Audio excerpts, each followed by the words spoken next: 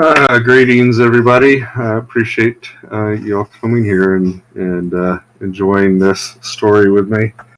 I've spent a little time coming up with this um, Into the Unknown story. We'll have a few chapters, and hopefully all four of our characters will make it all the way through. But we'll see. My first veiled threat, but okay. Yeah, so it begins. He says veil threat. It's just a threat. Let's see. Over here real quick. Put it out of the way for a moment. And bring up my notes.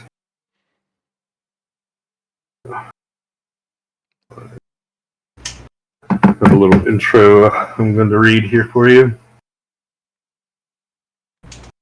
And then we'll introduce our characters to each other. Or would you rather introduce your characters and then go into the intro? Either way. Okay. I'll do the intro and then we can see how organically we can introduce our characters to each other and such. Or let's get the monologue out of the way first. Oh, come on. This is the part that makes me the most nervous, actually, reading. Okay. In a temperate rainforest, guarded by the Storm Peak Mountains, is a peaceful village of fairy folk. It is centered around a tree, the protectric arborist. In this first book of our story, Into the Unknown, the Peaceful Village, we meet our adventurers, four young fairy creatures gathered together with the other fairy folk, listening to the village elder, Tanya, as he describes a rebirth and a time for celebration. Told you I was anyway.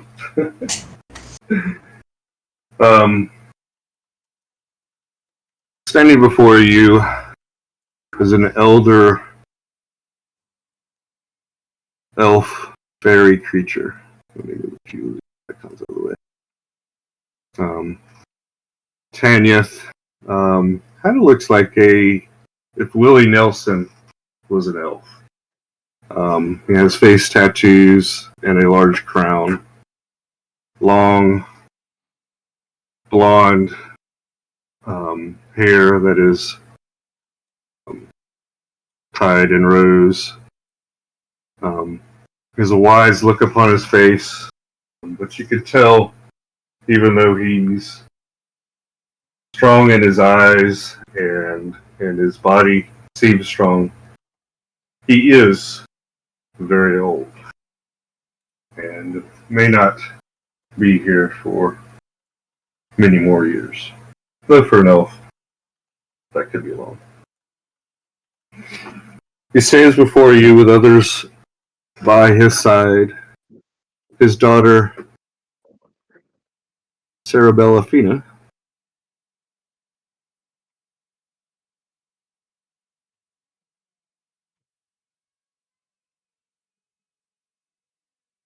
and the head druid, Finra. And I'll make her a little bit larger there. Stand by his side. Thank you, friends, for gathering. As you know, almost 2,000 years ago, the gods abandoned us, and the eyes of God fell upon our world, destroying much of civilization, and what was left was consumed by the demons that followed. After many years of suffering and the almost extermination of life, a forbidden arcane knowledge was used and created the mana wave. It destroyed the demons and almost the rest of civilization. There were few that survived, and out of those few, places began to develop. This being one of them, our village. We survived peacefully until we were almost destroyed by the Blight Demon. It descended upon us as our most recent offspring were born, almost destroying their tree and the land that we live here. The land and the tree suffered much, but as our people prevailed, so did the tree. And with the help of Thorin and many of you here, the tree has survived, and it is finally rid of the blight that has begun to grow upon it. That began to grow upon it. I call you and the elders. We must make a sacrifice for the tree. We must sacrifice once more. He steps to the side, and Faryan, the elder druid, steps forward. And she is a twisted creature, full of twigs and branches, carrying bags upon her back, filled with the creatures she has killed. You see the bag whirling and moving around. Maybe she hasn't killed everyone that she has captured.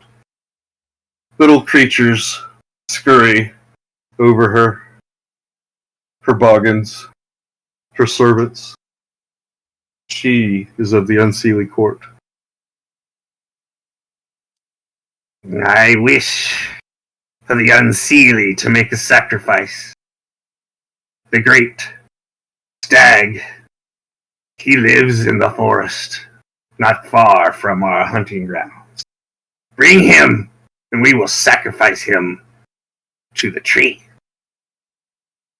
There's a murmur among the crowd.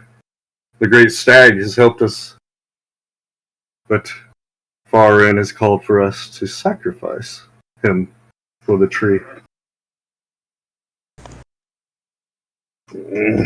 I will allow my apprentice the stage. And she hobbles away, and a very small bogan. Bogans are small animal-like creatures. They're vary in their shape and size.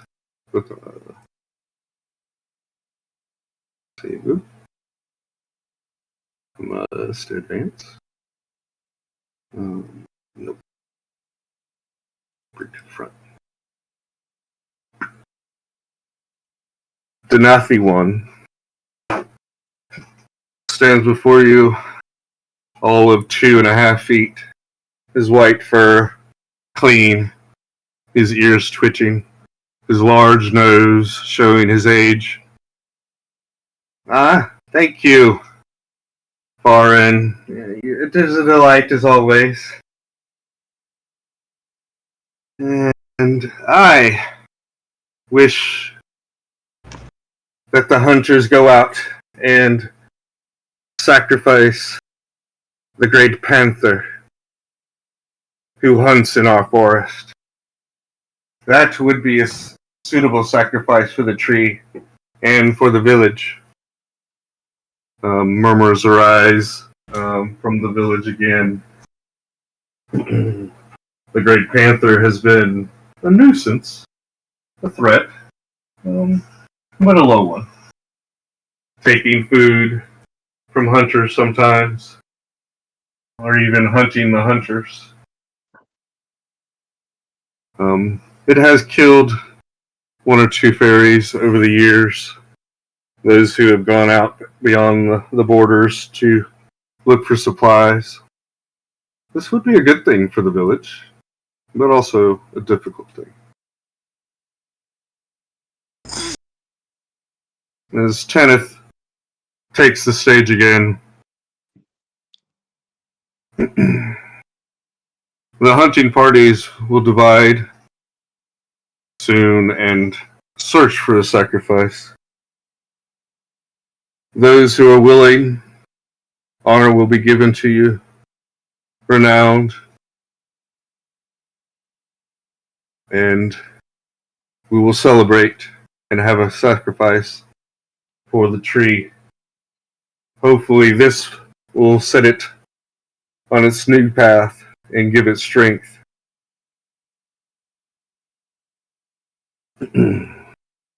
Orist, our head hunter, will put together parties for those who wish to seek honor and renown. Seek him out. He will put you on the path to glory. With that, all those that were standing before the tree move down and come among the people and start talking. As you gather your thoughts and think about this, Necra, before you're able to really go and talk with anybody, Max comes singing up to you. This is exciting. I want to go out. Come on, let's go. I've got a great idea. To heck with these panthers. And Sage, just a deer. Let's go get a big game. I've seen a giant toad. It will be great glory and honor to us if we go get it. Heck with them. What do you think? I think I need to find my butterfly net again. And honestly, while it's rather wrong of me to do this, I had a quick, short fantasy of sacrificing the head druid to the tree. Just, after all, why should we hurt something that is a forest protector, either helpful or harmful to us, when we have someone who should probably be quite happy to sacrifice themselves for this. And I'm not being quiet when I say it. Okay, she circles around you and looks around the crowd. Necra, not so loud. Thoughts like that. You know the peace accord. We shouldn't fight amongst ourselves. Well, y'all shouldn't fight amongst yourselves. I don't care what you do. As long as it's fun. But standing around you is going to get dangerous. I'll talk to you later. See ya. Pew! And she's gone. Yeah. She does look behind you and kind of like goes towards like where you normally kind of hang out and such. So either your home or the path that leads outside that you might take normally. And she looks at you like, I'm headed this way, but also I'm staying away from you for a while.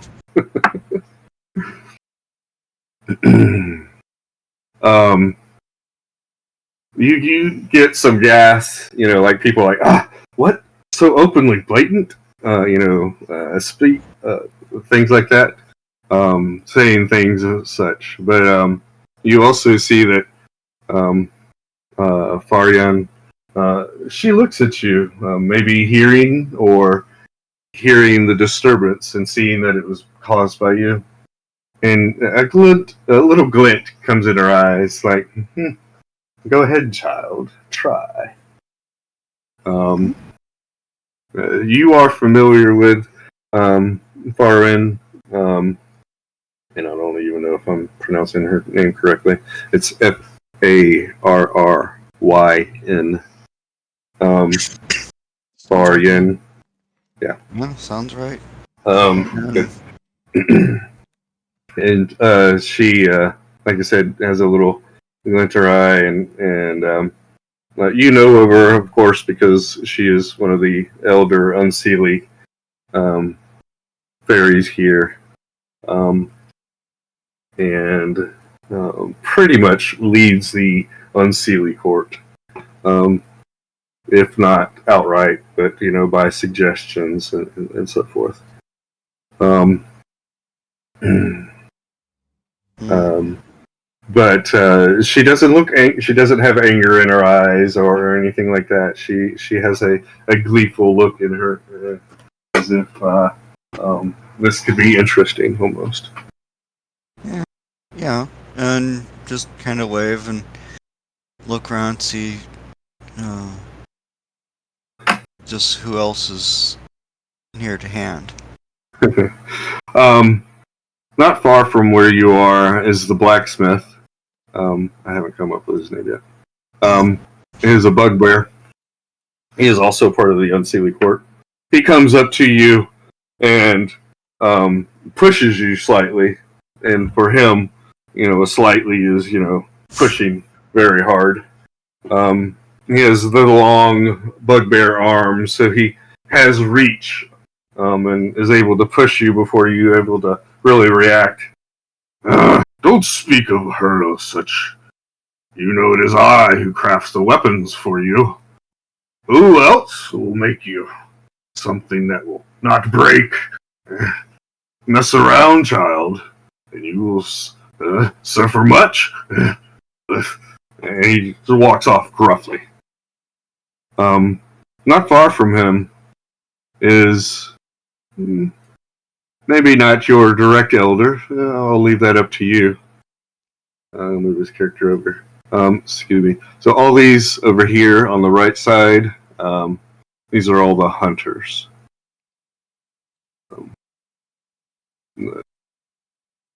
And Westred is the sergeant of the hunt. Third in command of the hunters. He is of the Unseelie Court. But he is a light heart and likes a good he likes good combat, and he jabs at people, kind of pushing them just to see if they'll fight. He hasn't actually hurt anybody severely, but he does get into squabbles quite often. So he tries to hide that. Afterwards, he'll put on a good face and just say that it was all in jest, and he'll even try to make amends at times. Necra, he comes up to you and has a stern look on him, but behind he almost has a question or something that he wants. Necra, good to see you. I know I like to fight, but at least I pick my fights. Trying to take on her. Almost insanity. Well, I did say when I started that you shouldn't do it, but it was a quick fantasy. Nothing actually like I was going to attempt it. I see. You were just speaking your mind. Well, I like that about you. I wonder. The Sealies. He leans in close so nobody can really hear. The Sealie Court. They wish to bring the Panther in. They also want to bring the Panther in alive. If you want a reward, you could kill the Panther. They'd still be able to sacrifice, but it wouldn't be a live sacrifice. Yeah, just between me and you. I might be able to give you some of my father's arrows. One of his special blood arrows. Think about it. Just between me and you, of course. And he walks away quickly.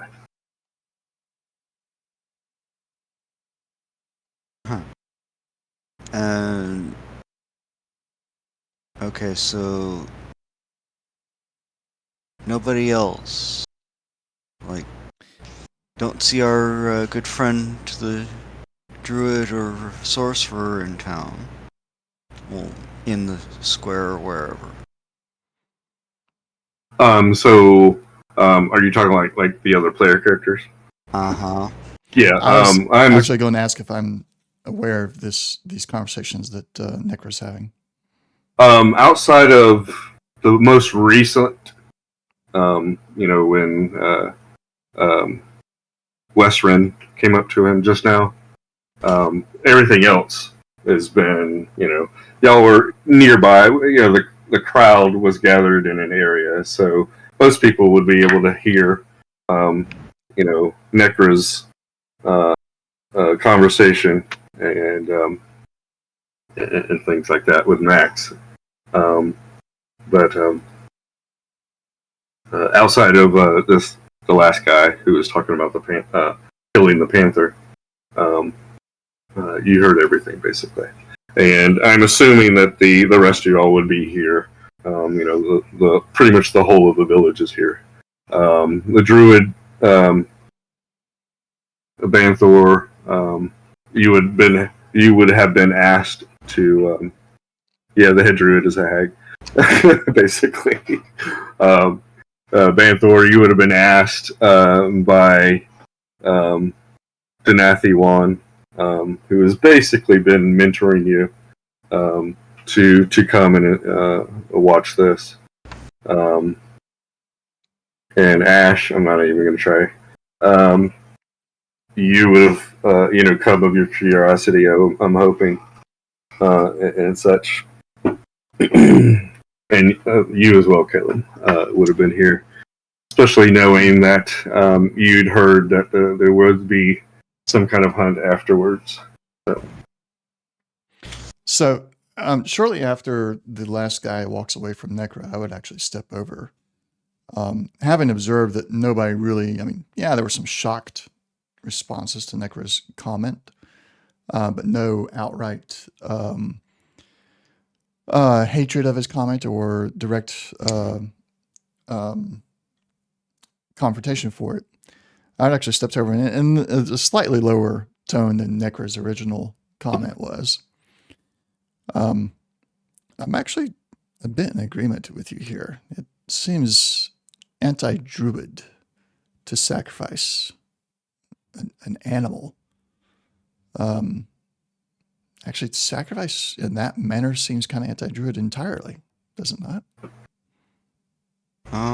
Actually, it's the fact that these are the greats in the area. The great stag, the great panther, they're forest protectors. They are the most powerful of their kind in the region.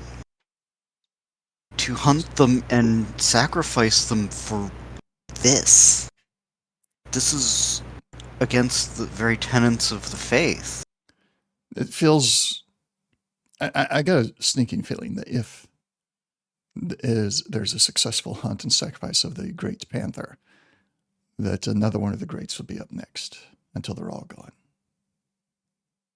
Yeah. Though the head druid's got 500-600 years on any of us,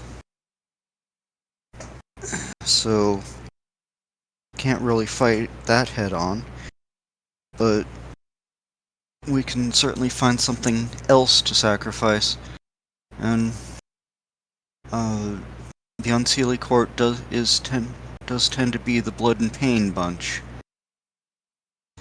So, though I am surprised that one of the Lightkin would be asking to, well, I can see the hunting a predator and all, but to sacrifice a living being for their purposes is very definitely out of their usual thing. Mm. What about that last guy? What'd he say to you? Oh. Screw up the, more quietly. Kinda screw up the, Sealy, attempt to sacrifice the panther, so it's not alive when they do so. Still leaves the great panther dead. Yeah. And don't know what connections, if any, it might have with the forest around it, so not sure that's a good idea.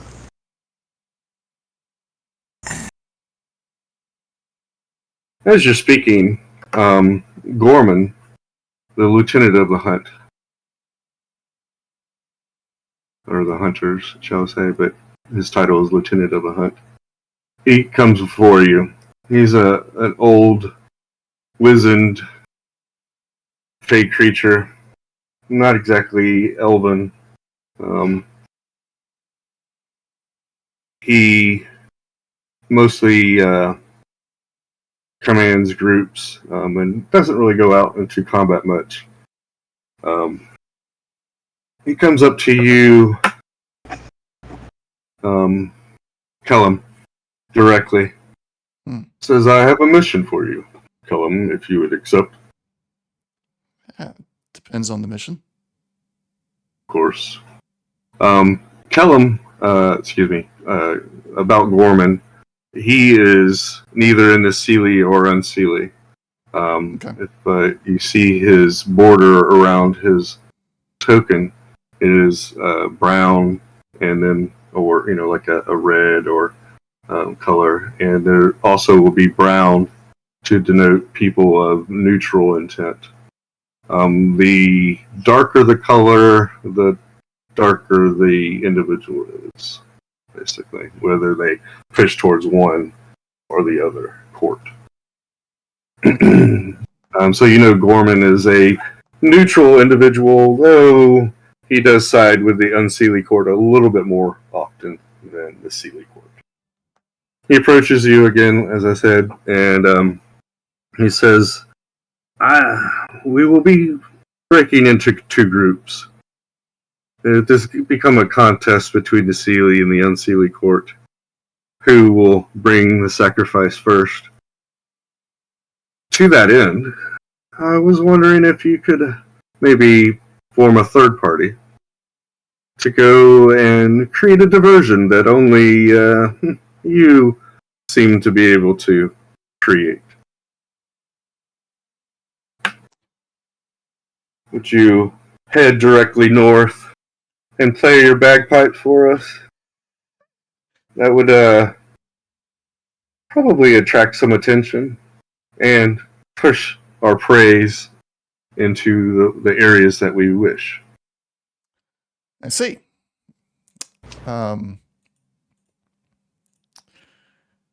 Why are we wanting to create this distraction?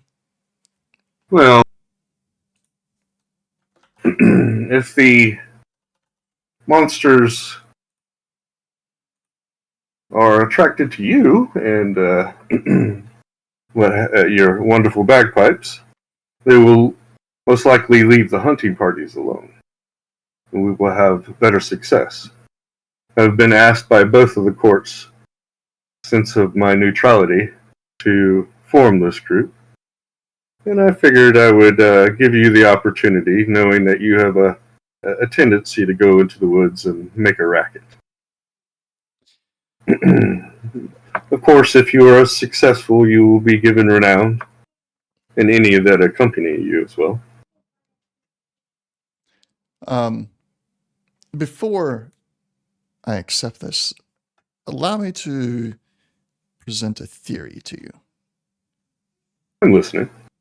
And I'll tell him basically what I discussed with Necra there, that perhaps this is a ploy to eliminate all of the great guardian animals to some greater scheme. I heard Necra, and I feared for her life for a moment, but I do see your thought patterns, young ones. I think what the thought is that it will give room for the tree, in a way. The natural magic, the aura, shall we say, of the forest will not be consumed by these two great beasts. And hopefully that energy could go to the tree. But these beasts are consuming it, aren't they? Protectors of the forest. They are. It is a mutual symbiotic relationship. The forest needs the beast, and the beast needs the forest, so they give to each other. But if the forest could give to the tree and not to these, the tree would be stronger, and therefore the village would be stronger. I know it is a hard decision, and Well, it is also why I wish to bring you and those that have yet to become either Seelie or unseelie to do this mission. Keep you out of the politics, shall I say.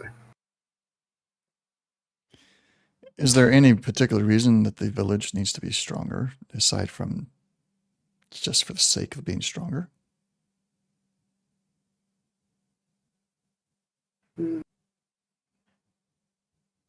Though she doesn't speak of it much. Sarabella Fina, the elder's daughter, has had dreams recent that has disturbed her.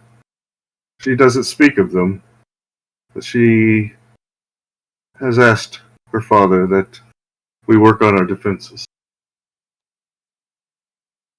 So it is in this aim that the council has decided sacrifice is needed. Let's see. I look over to Necra with that revelation that there's apparently there are dreams that are indicating that there's something evil this way comes. To see his reaction to that, like, are we believing that maybe that is the real reason? There's no ulterior motive to just get rid of all the guardians. Well, prophetic dreams do happen, but other methods. Well, there are other methods to try and strengthen the tree that wouldn't potentially leave the forest weakened.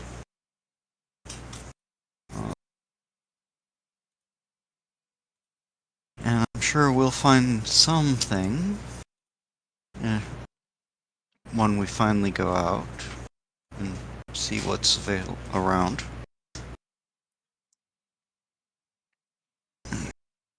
Well, Gorman... I'm sorry. And then Go in ahead. deep speak, maybe find what made it so I know this, and sacrifice them to the tree. So when he says that, you don't understand what he's saying. He's Okay. basically babbling in another language that you've never heard before. Never. Okay. Yeah. Gorman looks at you, Necra, squints his eyes for a moment. Well, I'll leave it to you, Kellum, as he puts his hand on your shoulder. You'll make the decision. I'm sure you'll make a good one. And with that, he turns and walks away. Okay. As almost waiting for Gorman to leave, Banthor and Ash, you've been gathered by Denathi Guan, the chief elder Seelie druid. And he approaches with you in tow, Banthor and Ash, towards Kellum. I heard your conversation, and I wish for these two to go along with you if you are going. They are young, but they have great potential. I think that they have the tree's best interest in heart.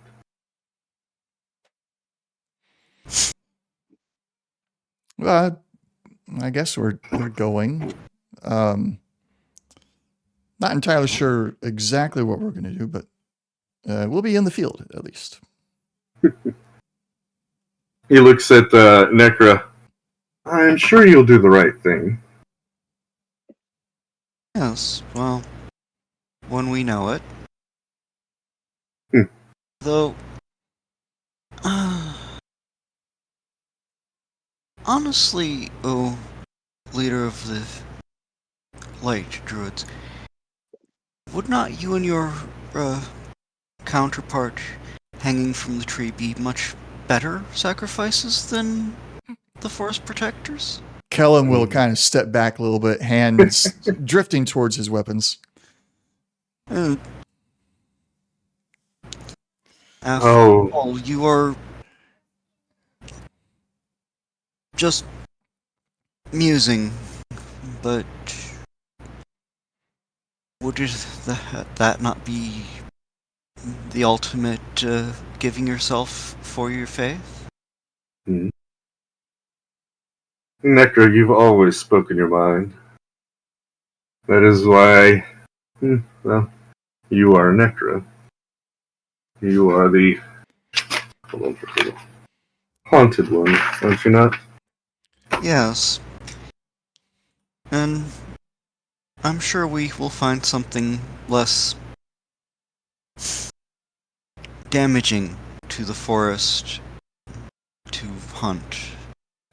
Just thoughts, though. I understand.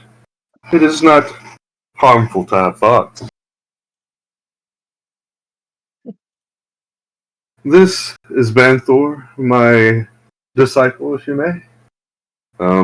He has been studying under me for a little while. I'm not certain if he's chosen the Sealy Court yet, but I'll give it time. And this is a new arrival to our village, Ash. Though I believe her bloodline, has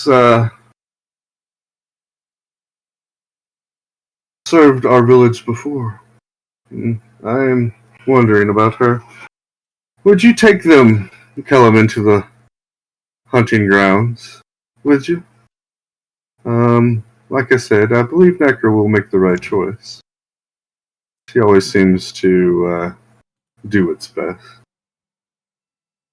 Make those hard decisions. Yeah, very well. We will take them with us. I thank you. And with that, he hands out a potion to you, Kellum. Drink this when you wish to seek what you're looking for. And walks away. And as you look at the potion, do you take it? I take it. I will look at it very closely. Very closely. Do you want to try to inspect it or anything? Yes. Okay. What should I roll? All right. Let's roll Arcana. Arcana. Okay. Mm-hmm.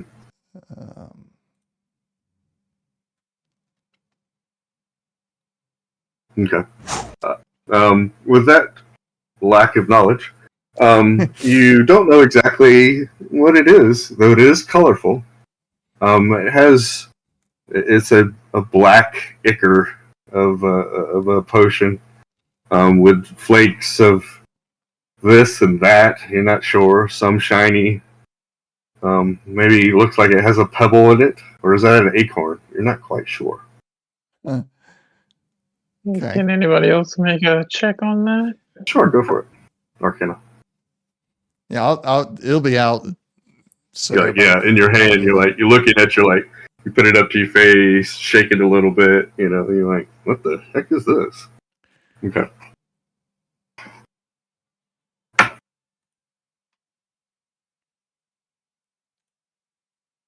Ash, you got a 14, and Nick, you got a 13. With those two rolls, y'all look at it, and Necker, you could tell that it is not a a poison or anything like that. It shouldn't have any adverse effects. And Ash, you can tell that this is a location potion of some sort. Location. So if somebody drinks this, they will, for a minute or so, maybe longer, be able to know the location of something that they seek within range. You don't know what the range is, and it may be more than a minute, but with that roll, that's the information you get. And has the guy walked off yet? He's Handed the potion. he handed it off. Kellum looks at it a little bit and shakes it, and looks up at Denathi after he's like, I don't know what the heck this is. And Denathi starts to walk away. And you come with this information like, oh, okay, I've got a gist of what this is.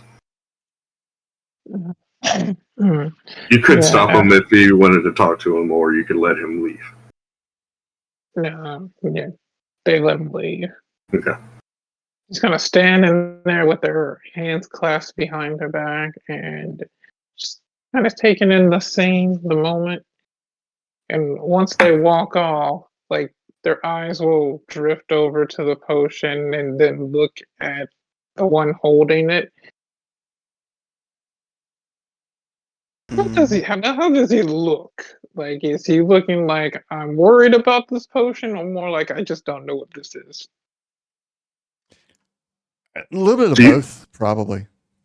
My character is not much of a potion user at this point, so and just he's not for the cryptic speak either. So that's kind of where he's just like, oh, it helps me find what, and so very suspiciously looking at it. Kellum, could you do me a favor and describe your character? Yeah. So standing at about 6 foot, a little over 6 foot tall, of course, white hair, very much a drow elf, wearing not necessarily over the top ornate leather armor, but it seems ornate, but when you look at it closer, all the ornate pieces are actually very practical. Like all the straps that look really nice, but they're actually holding on to bags, so you can carry quite a bit of gear without really weighing himself down. Of course, he's wearing all of his gear is dyed black leather. He has in his backpack you can see 2 hand axes are strapped to it, and then on either side of his waist he has a long sword and a short sword. The long sword being on the right hand side and the short sword on the left hand side, and a bow strapped to his back that's easily accessible as well. And carries himself with a demeanor of not necessarily nose up in the air, but one of very like watching, observing everything, almost predator-like. Yeah, I was almost going to say hawk-like, or but then you said predator-like. And I'm like, yeah, okay, predator. He's. I mean, you kind of think, yeah, a little bit hawk, but more in the. Everything I look at, with very few exceptions, like at this point, I think Necra and Kellum have a little bit of background there, but everybody else that Kellum looks at is like, you are prey. I'm watching you. I know, observing. I know how I can take you down.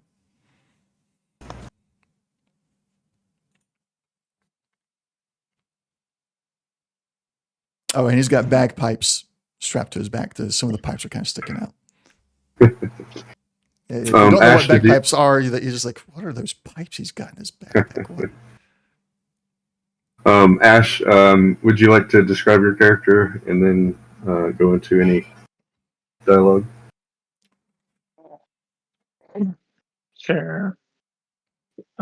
Standing at about 5'9", with long, white, almost silverish hair. Kind of nondescript, but see feminine features. Ashura wears like white robes tied around ice blue eyes. And kind of a neutral look always on her face.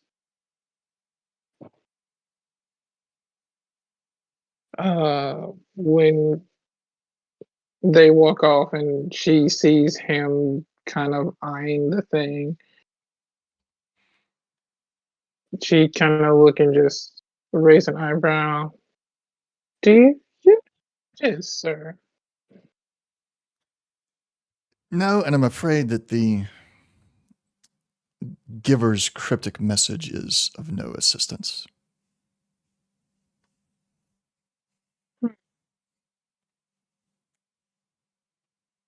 He can be like that at times. It's a simple locate type of potion. I would assume he wants you to track down a certain beast to deal with.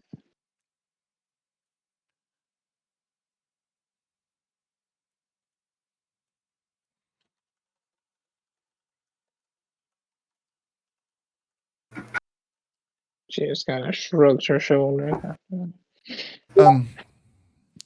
So they wish for me to cheat. Well, you heard him. He's trying to sway people more to the Sealy court, so wouldn't put it past him.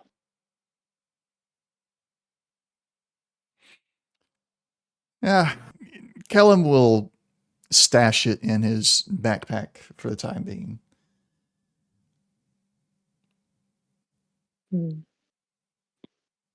That being said, I'm sorry. Go ahead and say that, and then I'll. Yeah, unfortunately, I can't really tell what it would lead to or how long it would last. Perhaps with more time I could, but I think time's of the essence right now. That being said, with a game mechanic, there we go, that I want to use.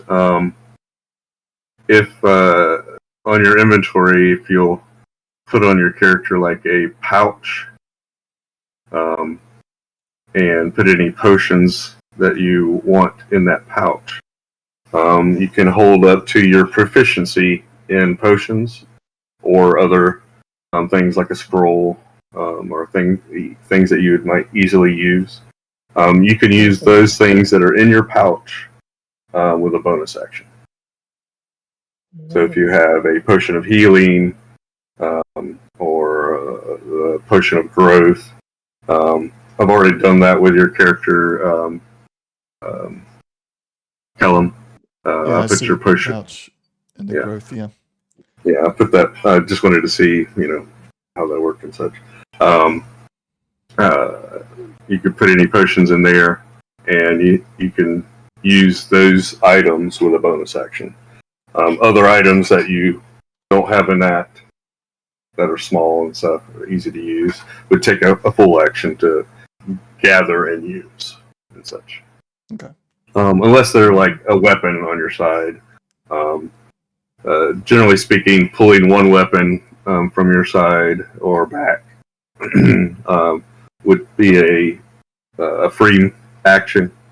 To pull another weapon would be either a bonus action or another full action and such.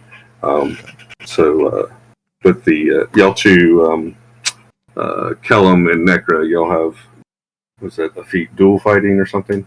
Wielding, yes. Dual wielding, so y'all would be able to pull both your swords or two-handed weapons with your incidental, basically free action, or also you could stow those with a free action, and then if you needed to pull your bow or something, and go to that with Like you could stow both of them with a free action, and you use like a bonus action to pull your bow, kind of thing. Or you could just drop your weapons, and with your free action, pull your bow. Yeah. But they would then be on the ground and stuff. So may not be too bad for you, Kellum, since you've also got your hand axes as well. If you ran from that position, you could pull your hand axes with your free action. But we'll deal with that during combat. Yeah, we'll see. I may have to stick with my philosophy of never abandon a weapon. Yeah, it's too hard to all break sorts that of things, all sorts of weapons sticking out of your backpack and such. Yeah.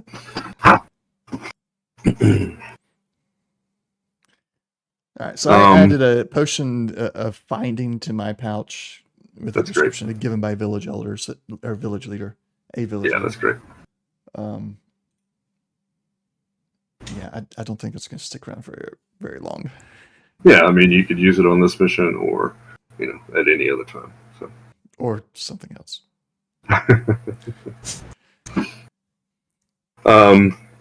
Since, Necker, you've been talking and such, could you describe your character for us? Alright. Well, so 5'6", not terribly. Female, Shadar Kai, red eyes, black hair, gray skin. Notably a little younger than adult, with a distinct look of someone who has seen hell and come back, but doesn't quite remember it. And if anyone would get the reference, the Gloomy Gus or Glum kind of thing. So, doom and gloom is kind of the norm out of her. And the only time you ever see her even remotely happy is when she's in the middle of a hunt. So, yeah. And, let's see. Chain shirt with a pair of scimitars strapped to her waist, and longbow and quiver with longbow sticking out over the right shoulder. And yeah, just kind of is. It's hard to remember as long as she don't open her yap, as she can get away with.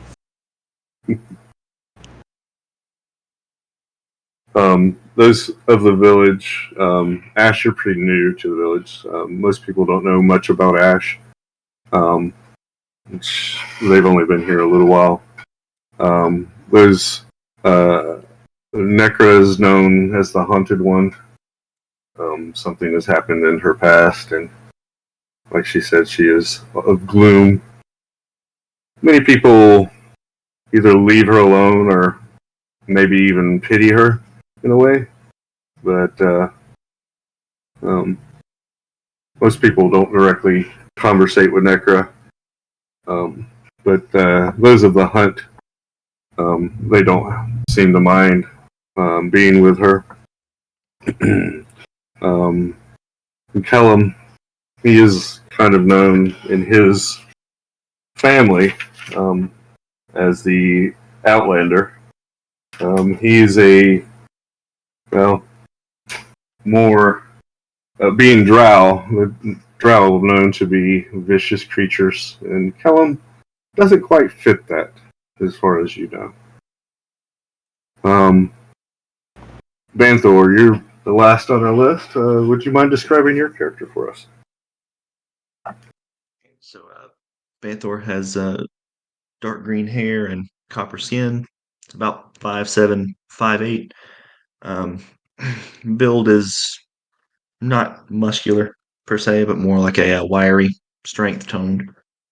Currently sporting a very obvious glare at Necra over the past comments. And just so far being being quiet and just kind of eyeing Necra and making sure they don't do anything unsavory. Banthor has been under the tutelage of Denathi One, and is known to be an up-and-coming druid himself. He's shown favor with Denathi One, and has been given the task by Denathi to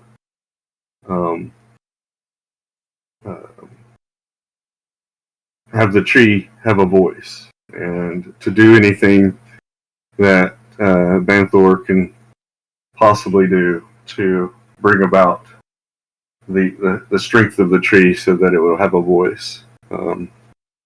Denathi has longed for a long time to be able to communicate directly with the tree. He's only been able to communicate with Cerebella Fina through dreams mostly. So he was quite happy when Banthor came into his power. He seems to have dreams of his own sometimes.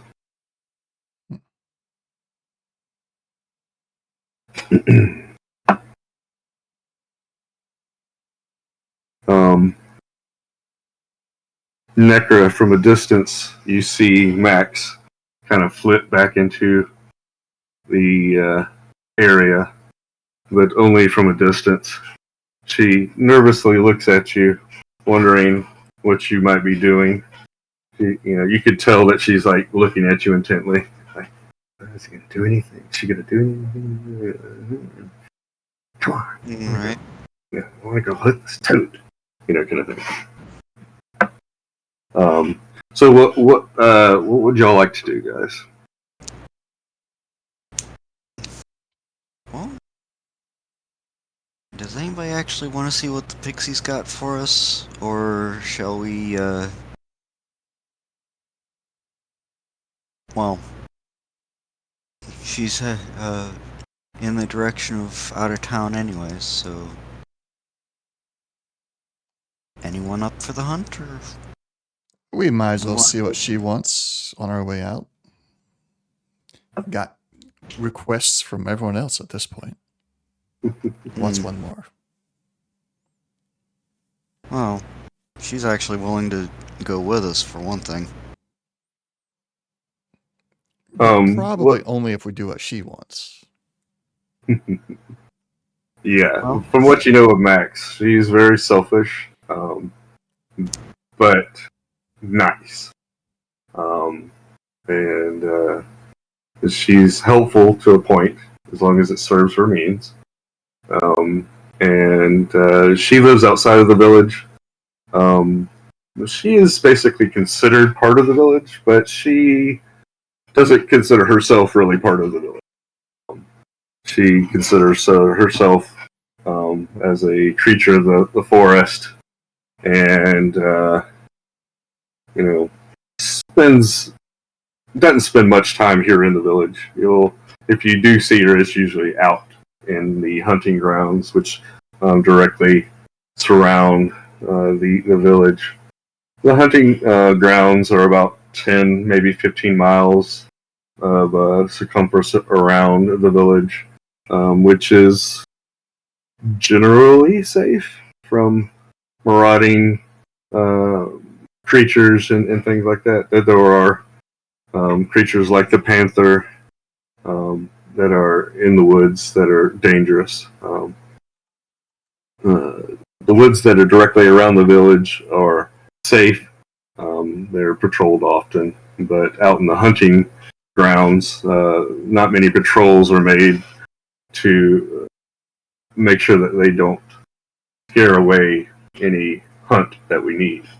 The village needs, meat to survive, and so we do need these beasts for that.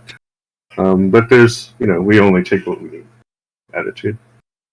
There is farmland in the village itself, and some in the scattered patches of vegetation, vegetables, and such that are planted in the area directly around the village, and some that are kind of put in secret little locations out in the hunting grounds, so that when the hunters are out there, they can forage for food while they're waiting for the kill.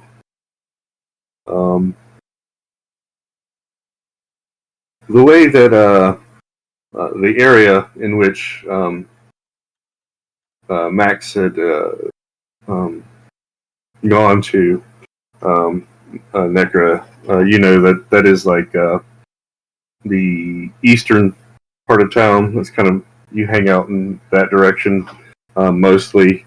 Some of the hunters have kind of claimed areas as their hunting grounds, and the eastern side is not so heavily contested as of yet.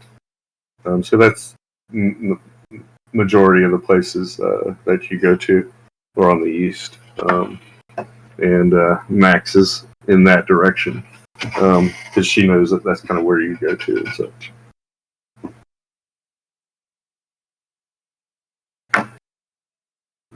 Excuse me. Yo, as Kellum said, do you want to go talk to her? I say we hear her out. We can always decline if it doesn't aid the tree. Yep. I'll start walking that way. Okay. As you walk over, she lights up. It's like, oh, good, they're coming. And you approach her, and she's like, good, I'm glad. Did you want to hear about the giant toad? Sure. He's been over in the eastern side of the hunting grounds, and he just recently came.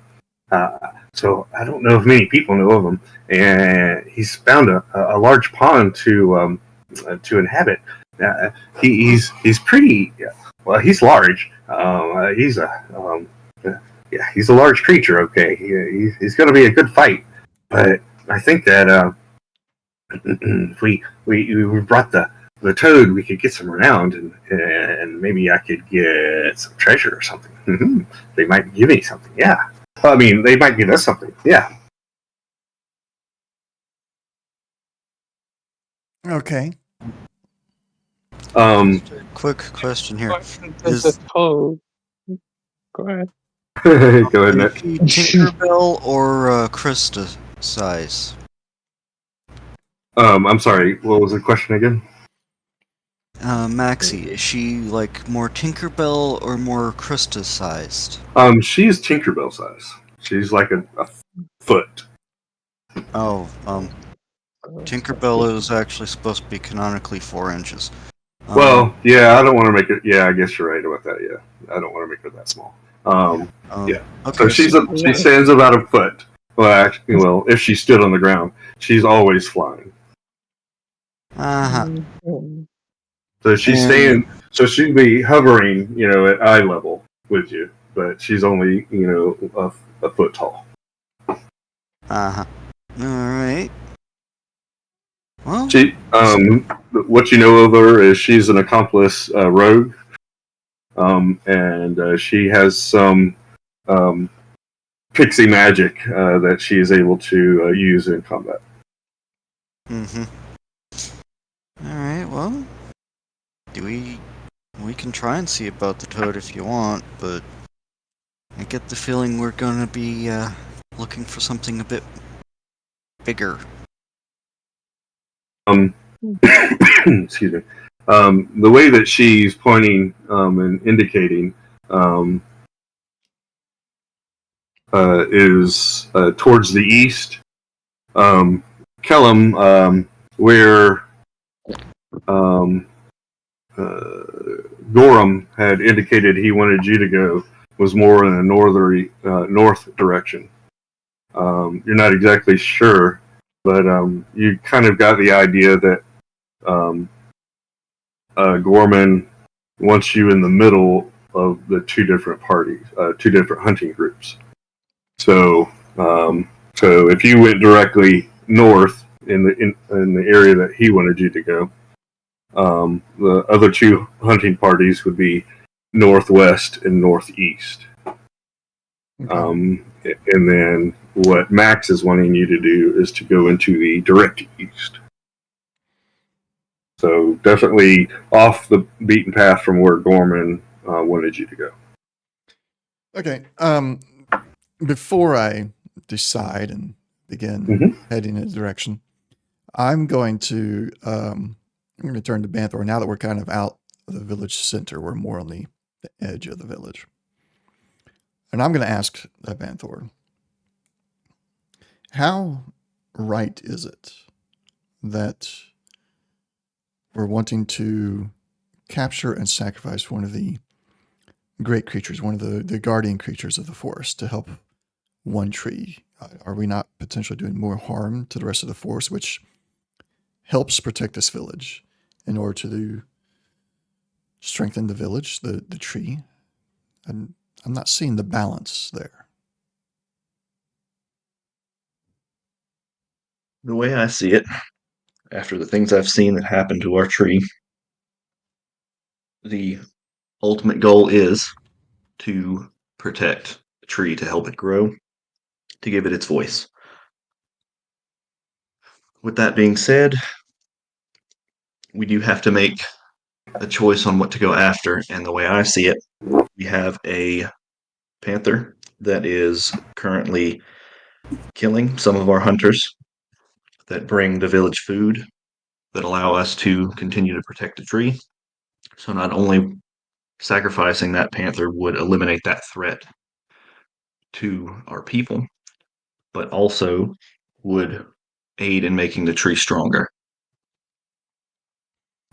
And you don't see any potential lack in power for the forest itself and the protection the forest provides this village being diminished by sacrificing one of its great creatures?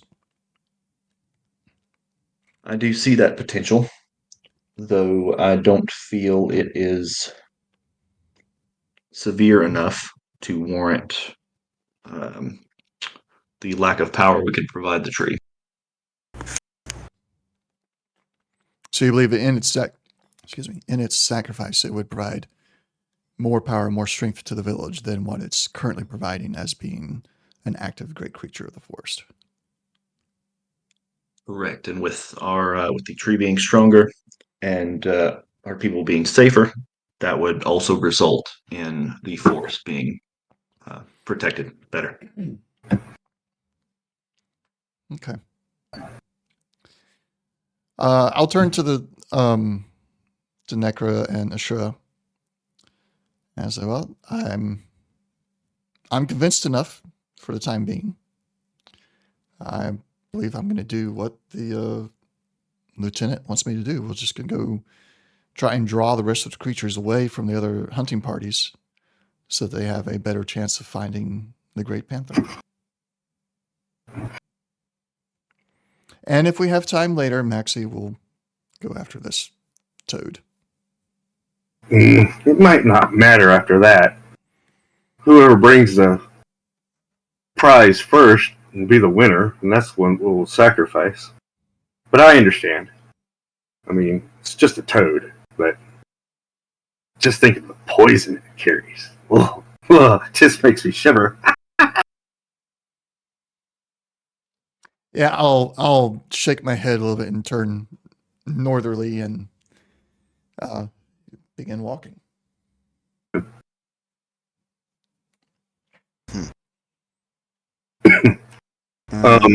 Yeah, following along because, well, rolling my eyes and then follows like,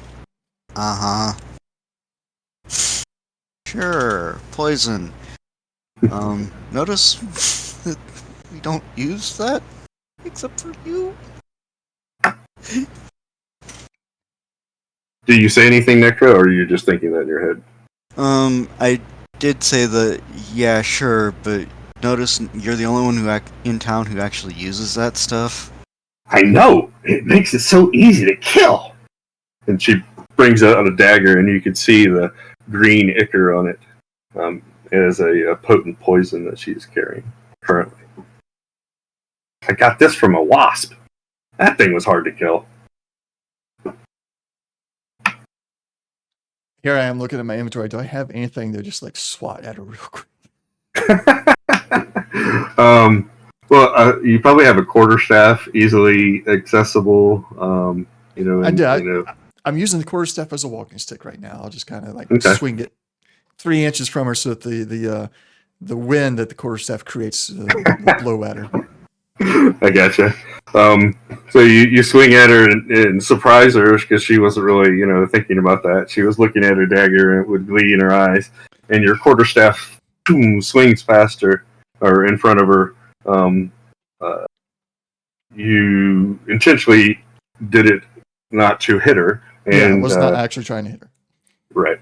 And the force of the wind, pushes her back and she puts her dagger away, and I'm like, and pulls out another dagger that doesn't have any poison on it.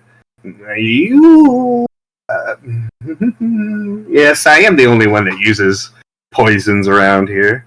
Well, I may not be the only one who uses poisons, but anyhow, I understand your reserve for using such things. Well, y'all have fun. I'm going to see what what Western and his group is going to do. It's going to be a great hunt.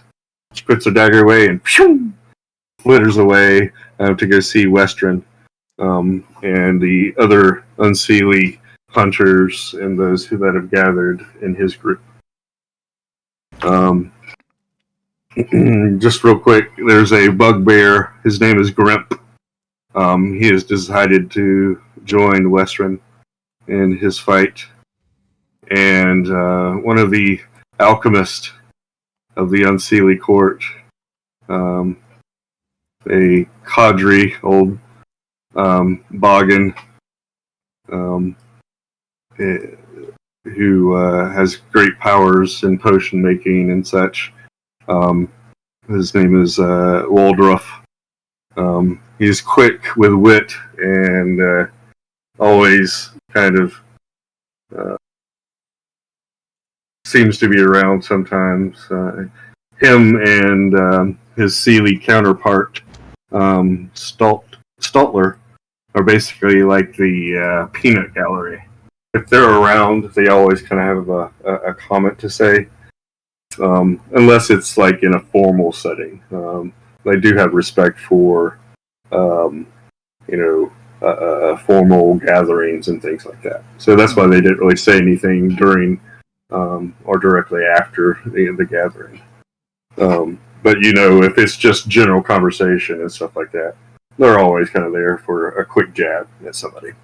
Both of them hang out a lot because these two, if you're looking at the screen here, are alchemists, and they hung out with each other for as long as you remember and such.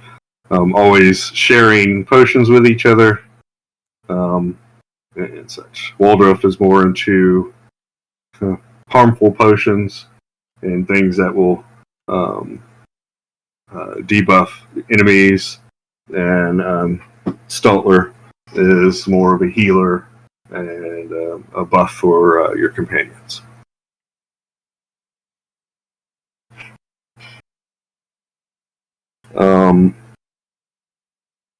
The Seelie have gathered around Anoka, excuse me.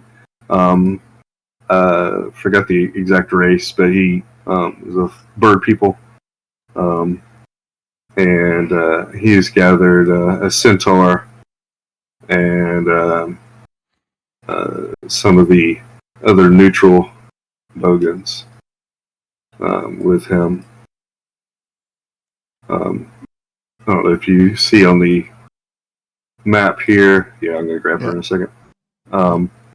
Those three are basically brothers, if you want to call them brothers. They're the three. They're called the three trappers. Uno, dos, tres.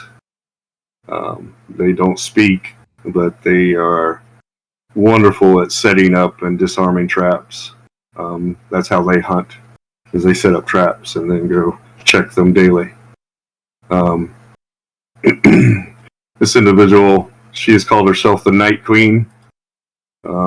She's kind of edgy and doesn't really talk much with people.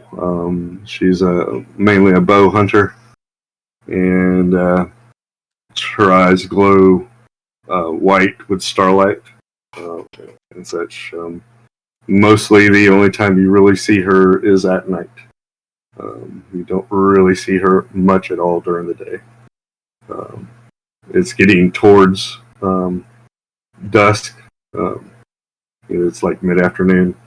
So it's not unheard that she's here. But during the daytime, she acts like a drow. Doesn't like to be in the direct sunlight, basically. Some of the smaller bogan have accompanied them as well, and some of the other bogan are going with the Unseelie Court. Okay, sorry, but this one right here looks like a Yoda. Yeah. I think A it's white Yoda. a blue goblin. Yeah, he kind of looks like a goblin, basically. Yeah, but he's of pale, like a pale skin or white skinned goblin almost, or blue. Yeah, he's kind of blue pale. I saw it and I was like, the head shape and the ears. I'm zoomed out a little bit, so the head and ears like, oh, that looks like a Yoda species. Sorry. No, it's fine.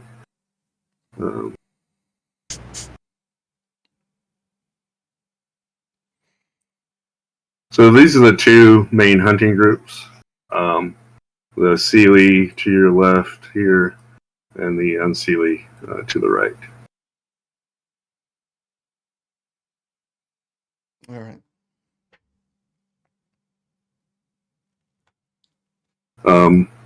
Someone who I didn't really talk about, though, someone that y'all would know, is Ray Horn. She is a tree spirit of sorts, a fey creature, and she is probably the strongest Unseelie here. She is the counsel to the village elder. So there's always a Seelie and an Unseelie in leadership. So she's basically the ear to the village elder. She really doesn't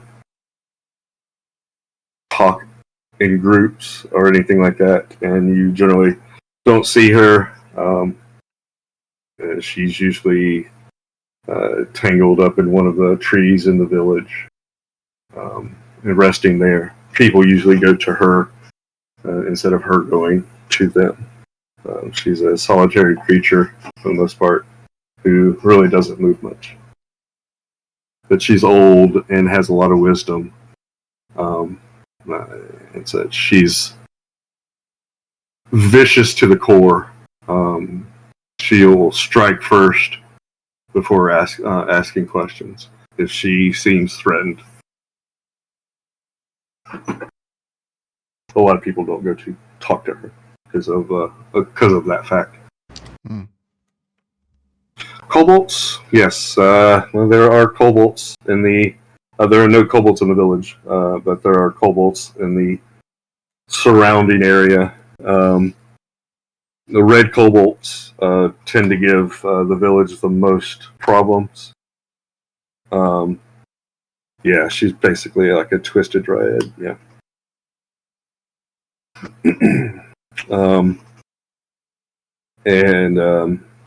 Yeah, the red kobolds, like I said, generally are the ones that give the village the most problems. They're more of a raiding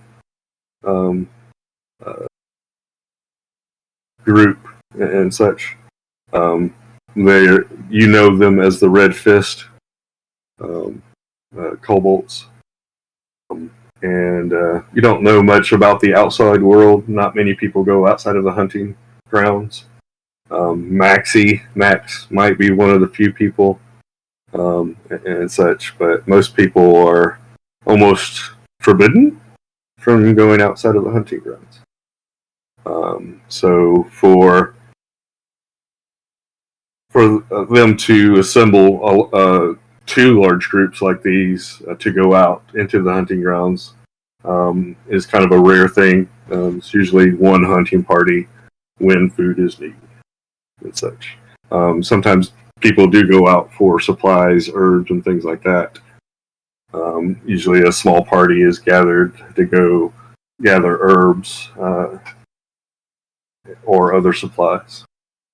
But those are like, that's a little mission, basically. You are going to go out into the hunting grounds, Not generally people don't go out into the hunting grounds. So unlike Necra and Kellum, y'all go into the hunting grounds often. Or at least Kellum, you go out towards, out there. and such. So, y'all are some of the exceptions to the general rule. But you do respect the, not demand, but the strong request that you do not go outside of the hunting grounds. Maxie doesn't care. She gets what she wants. Yeah. That's the main reason Maxie is in the Unseelie court. She has technically given her allegiance to the Unseelie court, though she considers herself mostly neutral. But the Unseelie court, you can bend the rules as long as it's not too blatant, or you don't get caught and don't bring my name into it.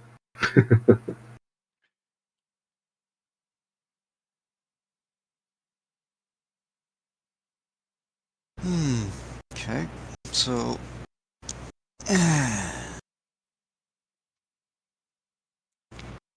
Now I wish we had somebody with a really big drum. Try to go with the bagpipes, or Yeah, like my bagpipes are magical. Not only will you hear bagpipe music, you'll hear other music coming out of them somehow.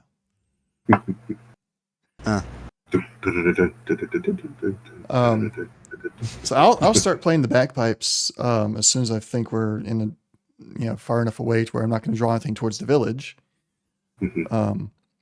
And let's see if this works. Wait a minute.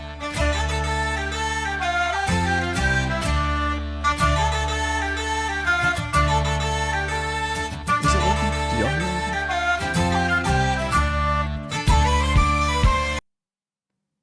only getting part of it. Yeah, it's only coming in, broken, as if it's not being picked up or anything. Maybe, or are you trying to do it through the mic or something? I was trying to do it through the voice changer program I got. Oh, okay. But Gotcha. I was not hearing anything, which is So like you have on your channel,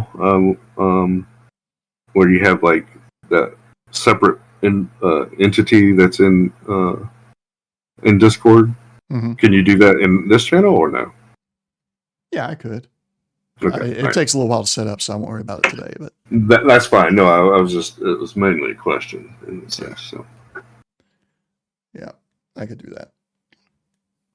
So yeah, I'll play the bagpipes as we march due north into the hunting grounds. During the process of assembling my bagpipes, though, I will take that potion that I was given and just kind of like stash it away underneath some brush or something like that while I'm assembling the bagpipes and just leave it behind. Okay. Are you obvious about it, or No. are you trying to be secretive, or? I will try to disguise it as part of like I'm just pulling stuff out and putting my bagpipes together, and like set it underneath the bag of the pipes for a little bit to kind of hide it, and then push it off into the tree or into a brush or something. Okay. So that so I'm being sneaky, but not trying to be like over the top. Nobody's watching. Just like I'm not gonna look over my shoulder to make sure nobody's watching, because I'm just like I'm putting my bagpipes together. That's all. Gotcha. Can you roll sleight of hand? Sure. 22. Okay, yeah. Nobody notices. All right. Yeah, that was a nat 20. Nice. All right. Yeah, and nobody notices. Right. Not even if they're standing there watching you doing what you're doing. Not even if they're expecting it. The bagpipes distract all. Yeah, everybody's looking at the bagpipes like, that's, wow. It doesn't. They do call you the demon wanderer. Sometimes. Oh, really? Yes. It's the red eyes and the dark. Well, that's kind of more standard, but yeah, if you think watching them assemble it's fun, interesting. Wait a minute.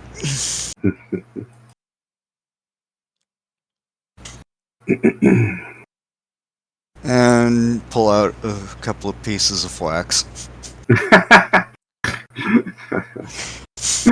You don't want to be legitly. You don't want to be like 5 feet of bagpipe at full blast, and keep your hearing.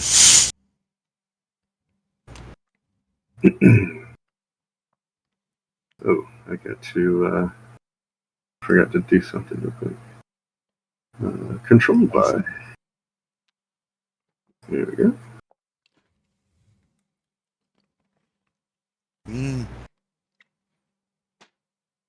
Dropped you into a battle map here. I forgot to put the controlled by on your tokens. So give me a second and get this corrected.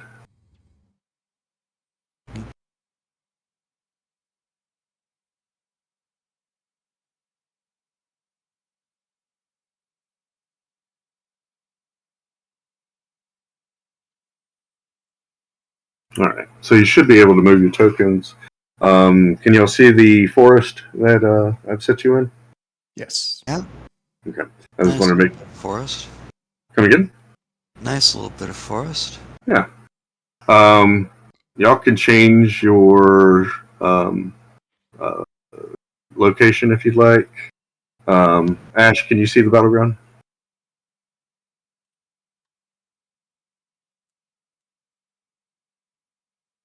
Z? Yes. I said, do you see the battleground there and where the characters are? Tokens? Yes. Okay, all right. I don't want to know if y'all want any kind of formation or, how y'all would like to put yourselves together. Squishy one in the back. Okay, and you're the squishy one? Yes, I'm the squishy one. Right. Do you want to be in the back or kind of like in the middle or, kind of back middle? Yeah. Yeah, back middle. Yeah. Okay. All right. Yeah. There's something behind me. Yeah. As Kellum, to remind you of your drow heritage, I believe, let me make sure I'm sunlight sensitivity. You have disadvantage on attack rolls and perception checks that rely on sight when your target, or whatever you're trying to perceive is in direct sunlight. You can see the battleground has, of course, underneath the trees you'll be in shade, and the battleground has shady areas and such. So try to keep that in mind. I'll try to keep that in mind as well. Okay. It's going to be a disadvantage for your character in general. But you do have some things that can, help out with that to offset it and so forth. So, yeah, I think that's going to be the first thing I'm looking for in any item is how do I compete with that? How do I counter that? Right.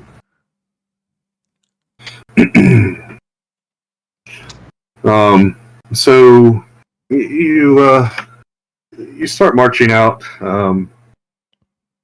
After a while, you put your bagpipes together. I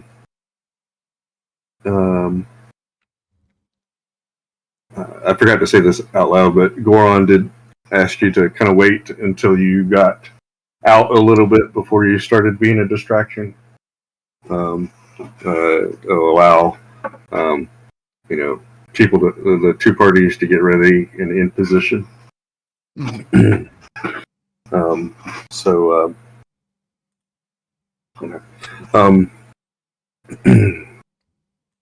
As you start heading out of the village,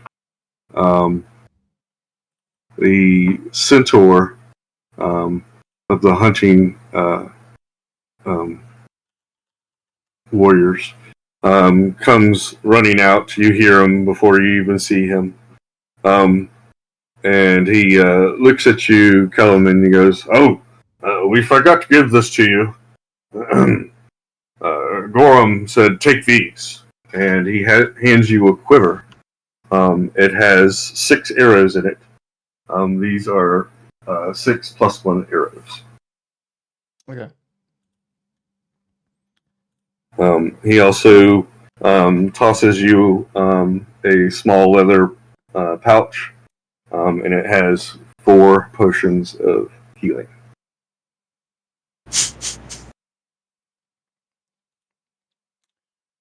Okay. Um,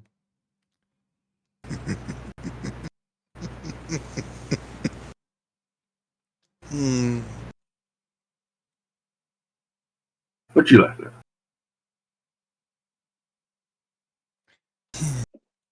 Alright, let's get on with this.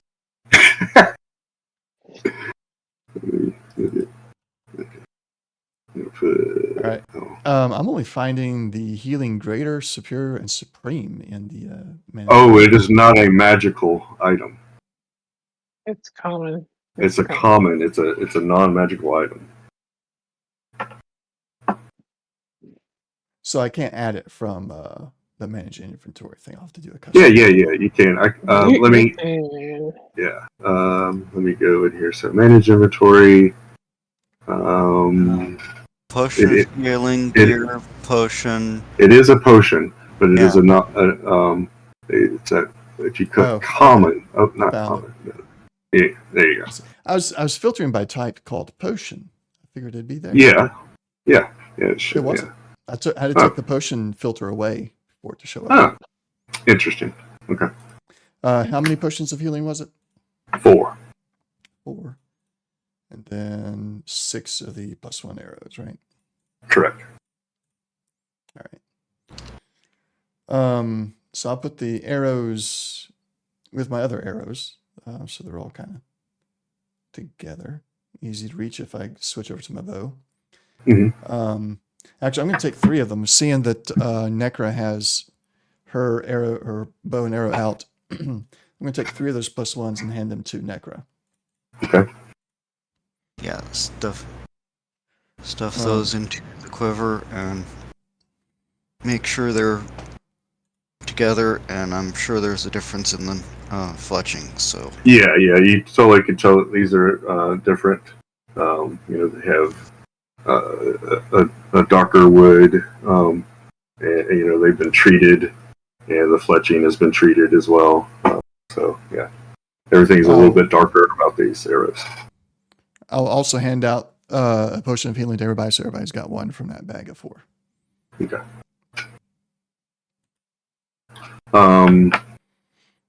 Let's see. Banthor, are you familiar enough with the D&D Beyond to find a potion of healing? To the pouch. The Yeah. potion pouch. Yeah, great, awesome. So mechanic with potion of healing. When you use a potion of healing, it works to its max. So you don't have to roll for it. It will give you 10 hit points.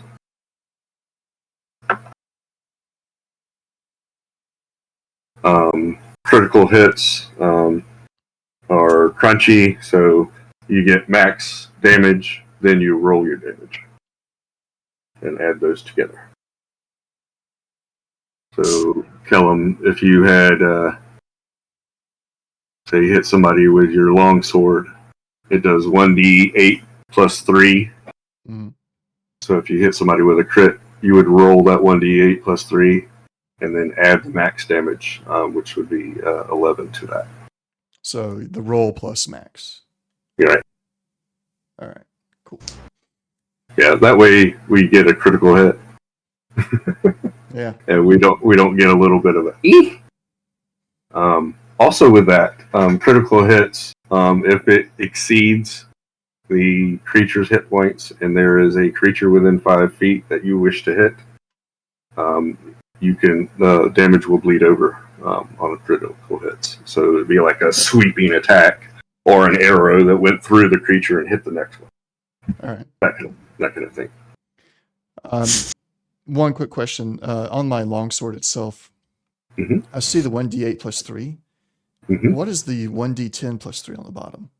That's if you're using it two-handed. Two-handed. Gotcha. Yeah. Good to know. And since you don't use a shield, that's basically you just say before you swing. Generally speaking, I assume you're going to be dual wielding anyhow. So probably, yeah. Because that's going to go towards your. Yeah, because that is going towards your AC, I believe. Yeah. Wielding 2 weapons. So remember that if you are using a bow or only one weapon. Yeah, I'll do all the. It's going to make it hard on me, kind of. Not really, but I'm going to do all the actual equip unequip stuff. Oh, okay, I gotcha. You don't have to, but I'm going to because I don't. If that's easier to do than to remember to. Truly, understood. Okay. Banthor, what is your weapon of choice? What are you carrying with you? So I have a shield in one hand with the picture of a tree on it, and I have a quarterstaff. But if I'm not mistaken, to cast spells, you can't be wielding a weapon, correct? You have to have a hand free to do the thematic components. So unless you have Warcaster feet. And what's the spell focus? How does that? I believe he has a spell focus. Does that? Spell focus, it has to be either you have to be wielding it or somewhere on your person because it replaces your material component. Oh, wait a second! You haven't been given your spell focus yet. My apologies. Is that okay? Yeah, that's fine. Okay, all right. So either way, you have to drop your weapon to cast a spell or anything like that. So if you're generally just holding your shield and you just say, tell me when you're going to grab your weapon, kind of thing. Okay, I got it on my back for now. Hands free. Hands free. Gotcha. Cool. And Ash, do you actively carry a weapon? Has daggers on her, but they're tucked away. Got it. Mm-hmm. And I'm assuming, Necro, when the bagpipes start, you're going to be holding weapons of some sort. Mm-hmm. We will be. I'm sorry. Well, sidestepped a little bit, drew and strung the bow, and knocked an arrow. So I know what's coming. Right. I've been through this a few dozen times. Gotcha. Okay. I'm going to look at your characters real quick. Give me a moment.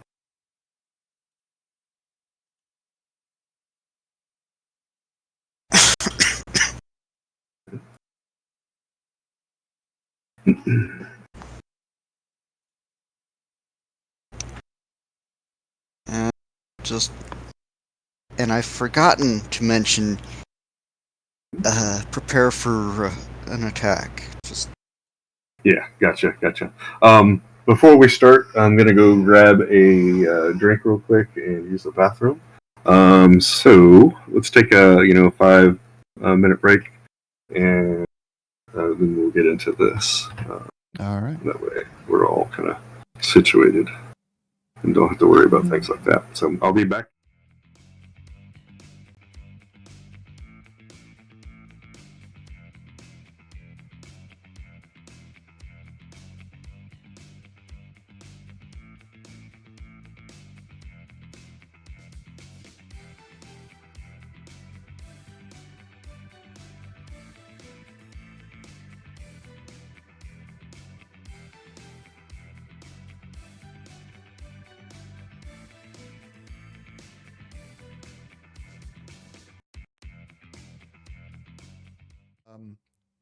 Oops, I clicked on the wrong button. One moment.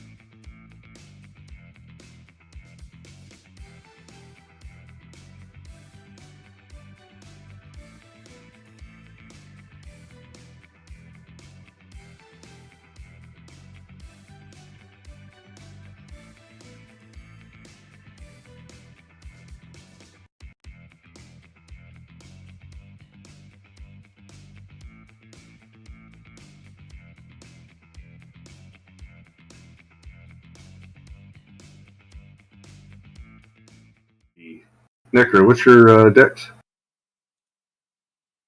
14?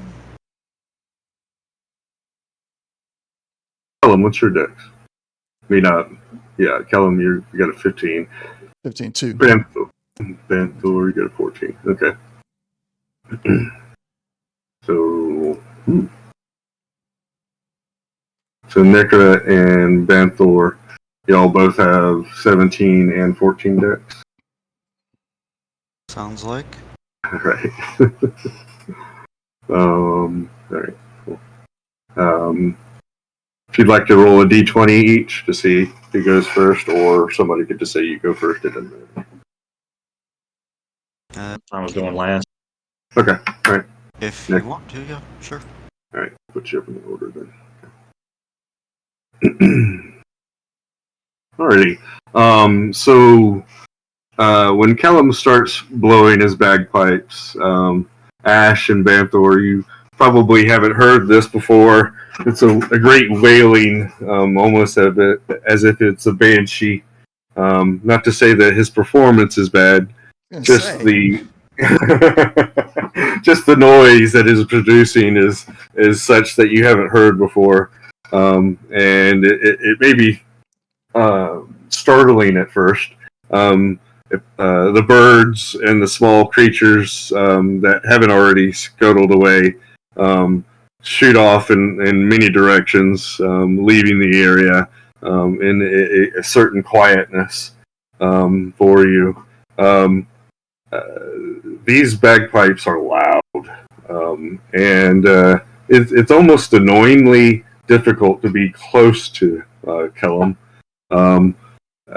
Nothing is happening per se at the moment. Do you want to keep your current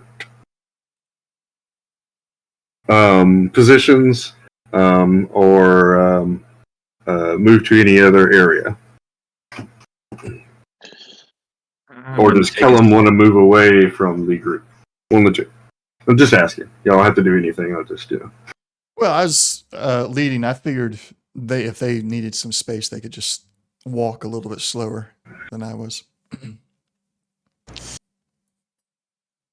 Van's like, I'm going to move back a little bit.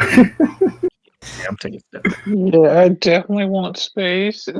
Necro, do you want to do kind of like what you, I'm assuming normally would do, is set up a position or anything like that? You can put your character anywhere you want to on the board, basically.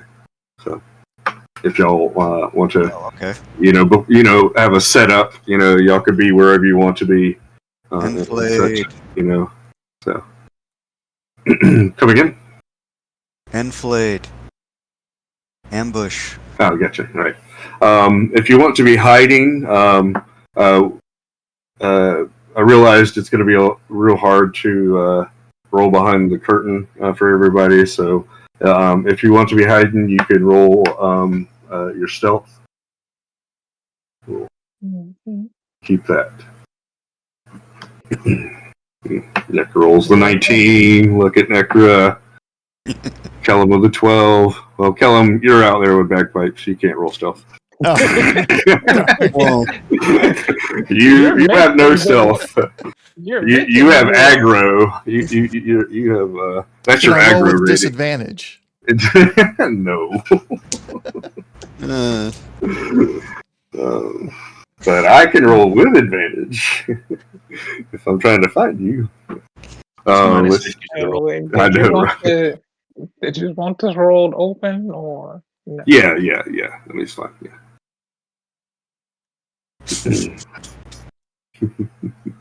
War pipes. No. well, I yeah, can't that's what they were made for. Yeah, definitely. Yeah. So Ash, you think you're stealthy? Banthor, you've got a good thing going on. Let's see, right? Oh, you didn't. Oh, I was mistaken. Kellum's. Banthor, did you roll stealth or you? You don't have to. I'm just asking if you did. If I missed Yeah, it. I'm not going to. Okay, cool. All right, so Ash and Banthor are just kind of standing there looking at Kellum going, damn, that's noisy.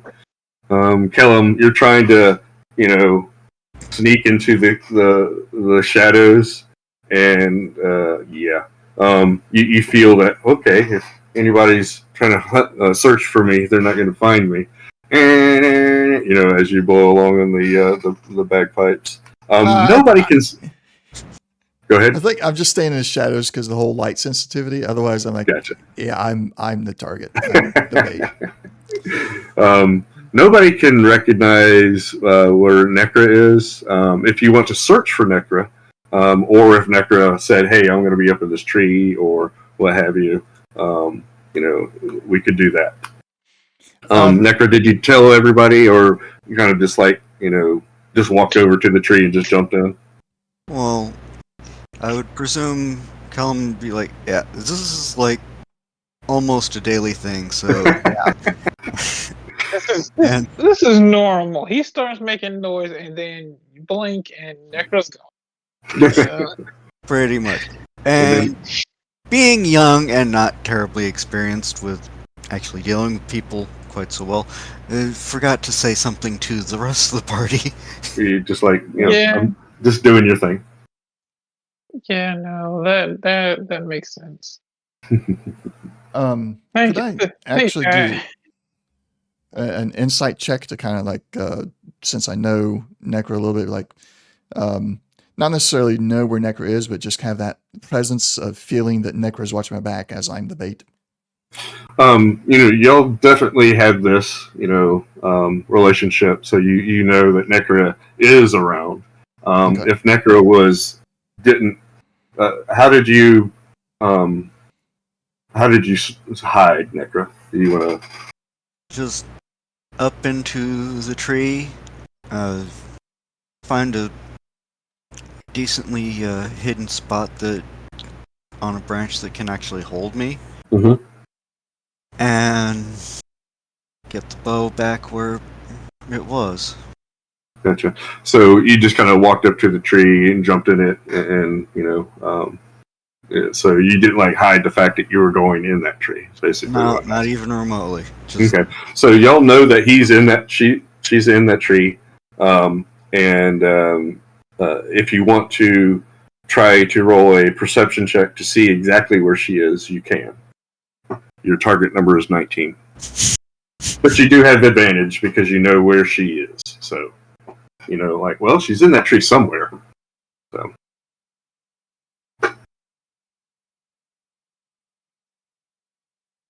Yes. Nope, not today. Banthor's like, I know she went in the tree, but where is she? I can't think with these bagpipes. Yep, and oh, that's right, with a 13. Sorry. Did you get? I forget advantage. Yeah, I forget. Setups, Singates. No, no,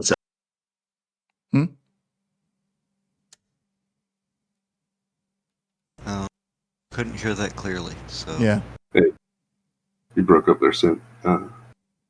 Yeah, sorry. What was the question?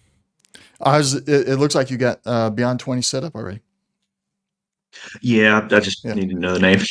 Okay, yeah, I figured it'd be easy. I didn't want to push it too much while he was on break, but yeah, sweet. Awesome. So yeah, with advantage 13, you're still unable to proceed where she's at. Ash, are you trying or no? No. Yeah, I know what my abilities are, and they're not that. Okay. And I will not try. I'm just mostly I know she's there. I can feel her eyes watching me. My back is covered, or she's got my 6, however you want to say it. Yeah. And if I know where she's at, if I go looking for her, then somebody coming after me might see where I'm looking at and find her. So, nah. Right. Yeah, you're used to. I know she's there. I'm good.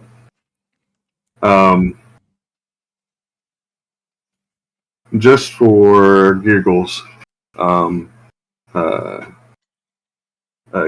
Caleb, roll performance for me. I knew it. That's why I tried to bring an actual audio file in that plays really good, so I wouldn't have to do this. I hear you. The 7. Okay. So It looks like let's a just say- 1. The way the dice fell underneath the other stuff, I thought I was like, oh no, I just rolled a 1. I'm going to say that you have a proficiency with the bagpipes. So we're going to say that's a 9. Not your Okay. best performance, but you may be kind of No, it's still be a concerned. 7. I don't have any charisma bonus. No, if you're proficient, Proficiency would you have add your given you. proficiency bonus. Okay. So Okay. that's why I was My saying. bad. Yeah. That's fine. That's cool. And we may be able to. Yeah, I mean, I don't see why you wouldn't have proficiency with it anyhow. So yeah. When playing the bagpipes, you get a +2 to the performance roll. All right. But that's the only time you get the +2 bonus to that. Yeah. You can set that up as a skill if you wanted to. I'm looking at that now because I want that bonus roll. I like my just push a button and it's done. Yeah, me too. That's why I like using these together. Okay.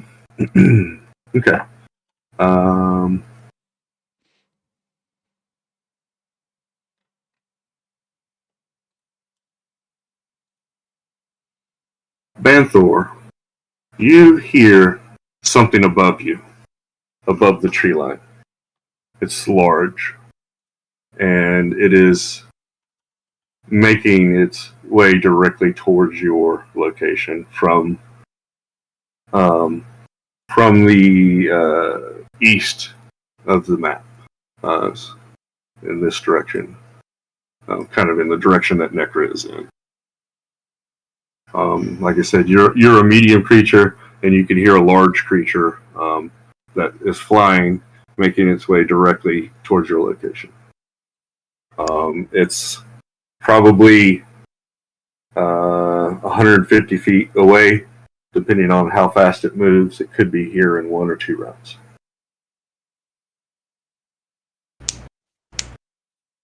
Guys, eyes up on the east. Something big's coming.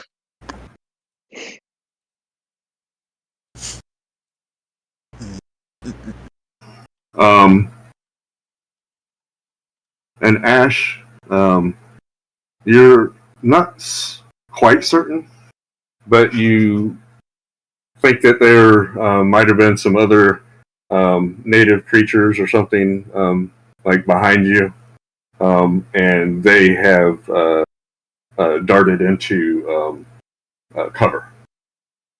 Like before they were hanging out, and now they're like, oh crap! And you could tell from the quick rustling that they kind of scooted, and got into cover somehow. Okay.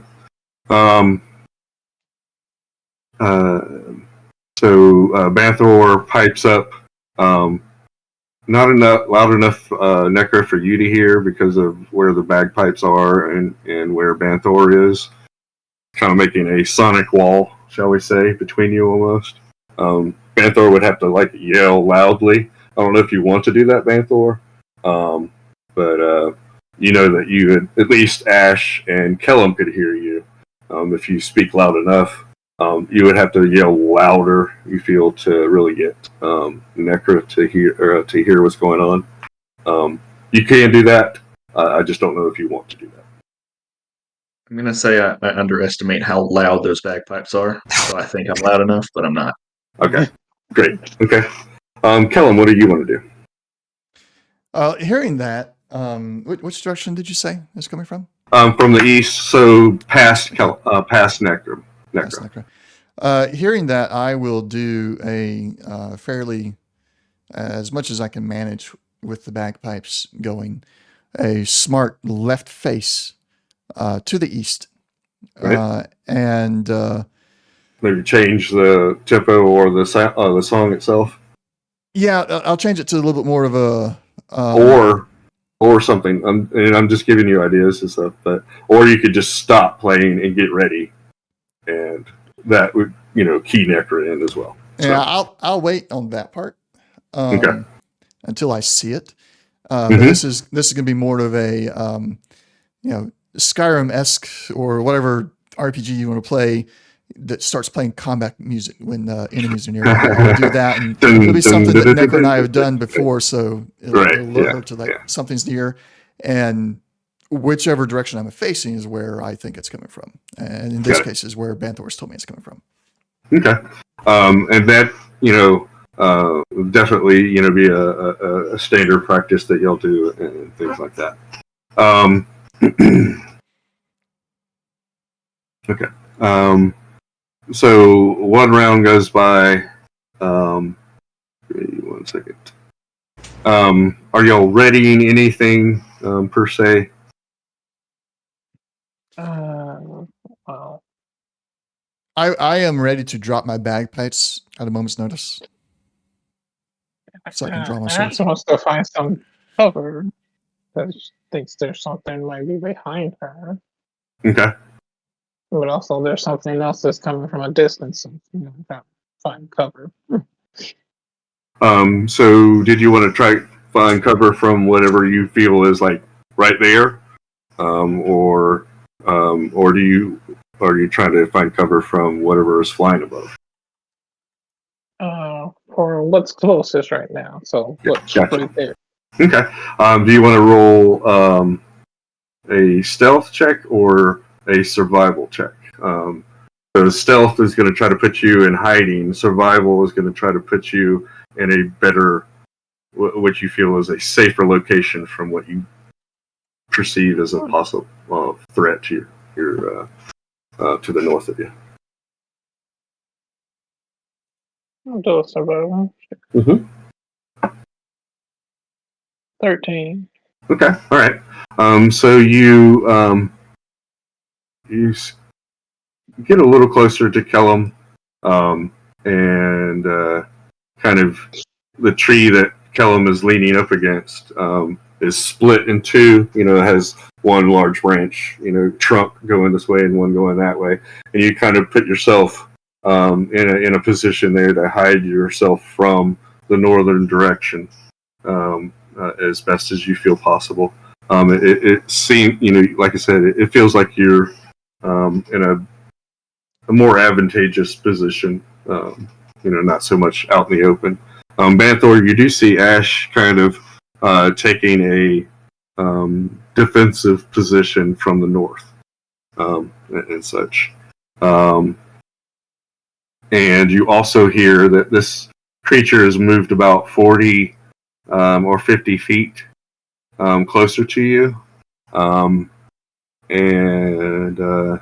anybody that wants can roll a perception check if they'd like. It is going to be Kellum, Ash, and Banthor. Y'all are going to be with disadvantage. Necker, you're the only one that will not have disadvantage because of the bagpipes.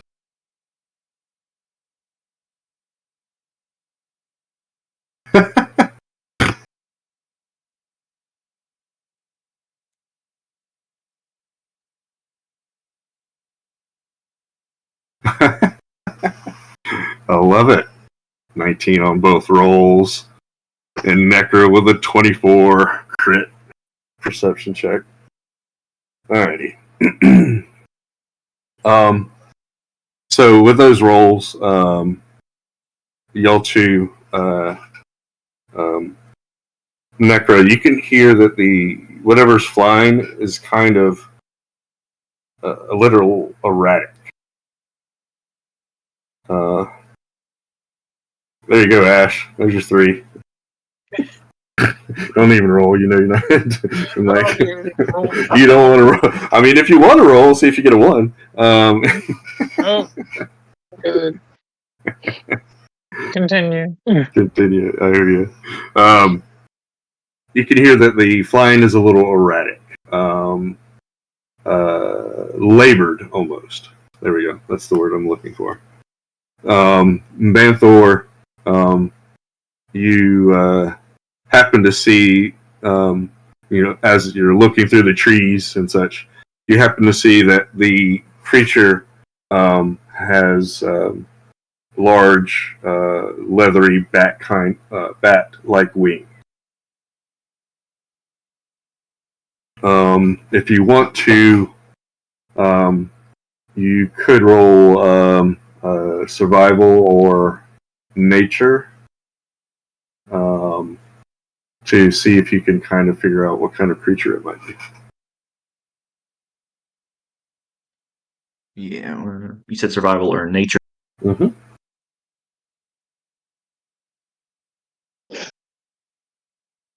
Depending on what you use, nature is going to give you a better. It's going to give you a better DC. Survival would give you a harder DC. That's all. With nature, with the 12, you don't believe it's a dragon, but you don't know what it is. I'd like to move and ready my shield. Okay. Yeah. All right. Yeah, you can move within the 30 feet and such in that round.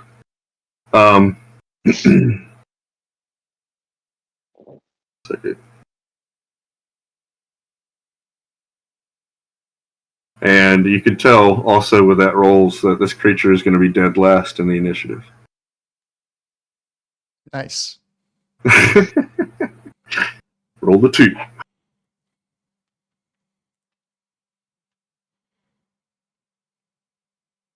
Okay, 1 second.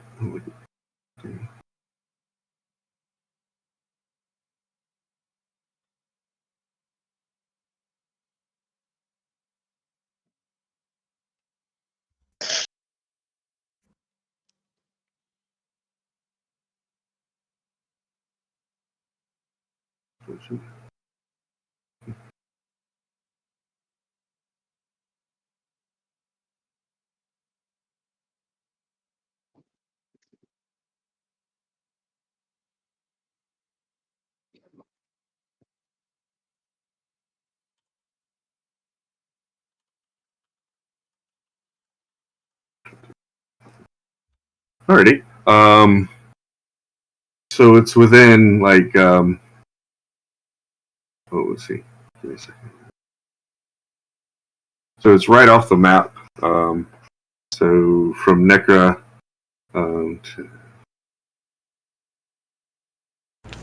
it's about 70 feet off from Necra. So about 20 some odd feet off the map. Because of the tree cover and it's flying right above the trees. You can't get a good eyesight on where it is, Necra or anybody else. Banthor has been able to see it a little, but only the flapping of its wings as it, the flapping raises up and down and so forth. That motion, he's able to, oh, what? Okay. Well, it's not a dragon. So we'll go through. It's dead last in the initiative. Anybody want to change anything they're doing? Reposition. Okay. All right. All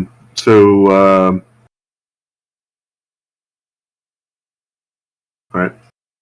You take the slow approach and ease yourself on the other side of the tree, knowing that the creature is going to be coming from that direction.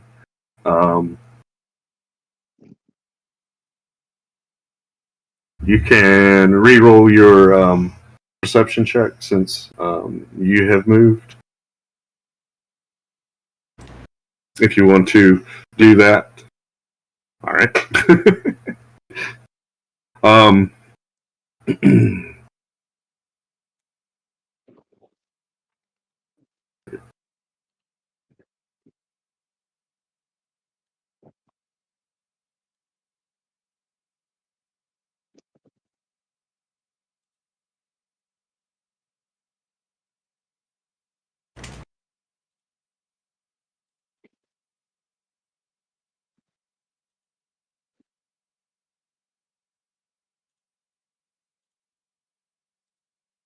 Nectar, you can see it. It's not there on the map, but it is another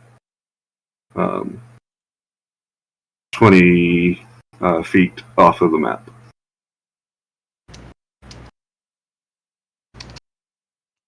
You can see it enough to be able to shoot at it. You can shoot at it on your round now, or you can hold your action. But you can tell that it is headed not exactly in a straight beeline, but it is headed straight toward Kellen. It doesn't seem to notice you.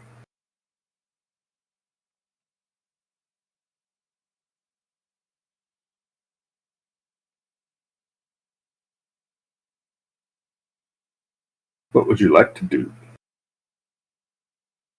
Well, it's technically Ash's turn. My apologies. What are y'all two doing? And then we'll get to Necra for an actual action.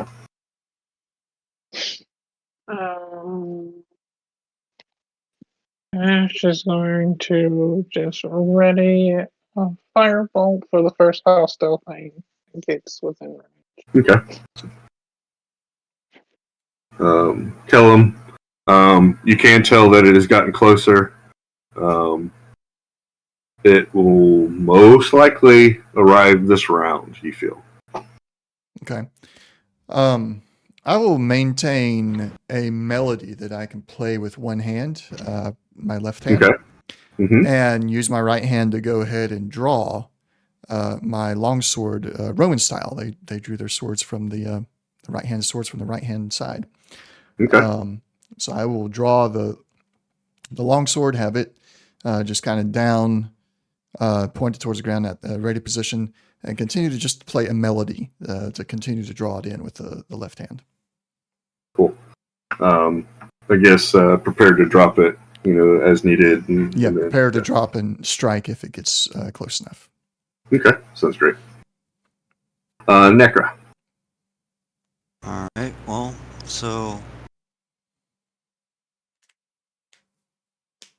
probably not the best option, but I'm gonna try and put one of the regular arrows into it. Okay. You have advantage. It doesn't know that you're there. You're in hiding. All right. So. But you know that once you shoot, you're going to be giving away your location. Yeah. Okay. Good thing to give you advantage. Let's see. Alrighty. You hit the creature. Roll damage. Okay.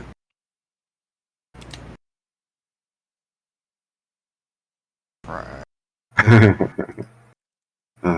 Give me a second.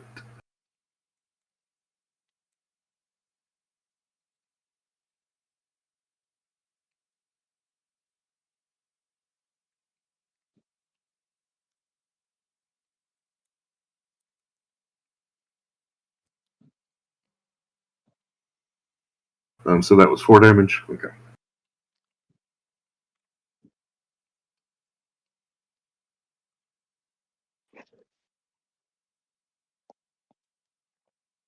Alrighty. You hear a bellow of pain from the above the trees as Necra fires an arrow, and you hear a curse. You hear the animal cursing in common. Ah! Who? The damn hunters are here! Ah!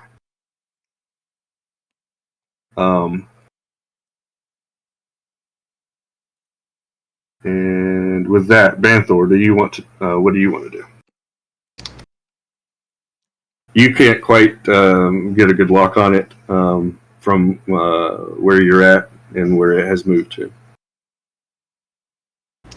You can't roll for, but you did hear it and stuff. So if you want to roll for perception to see if you can see it, you could do that. You said I did hear it. Mm-hmm. He's quite loud as he bellowed.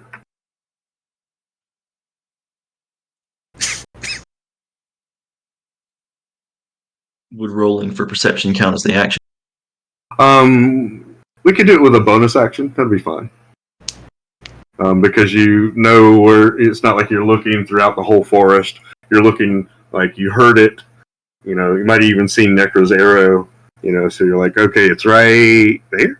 So it's just whether or not you can perceive it. We'll just use that as the. Yeah, with an 8, you're not going to be able to see exactly where it's at. Right. For my action, I'm just going to ready a frostbite in case this thing becomes aggressive. Okay. All right. It's within range, and it is acting aggressively. Gotcha. So on its turn, okay.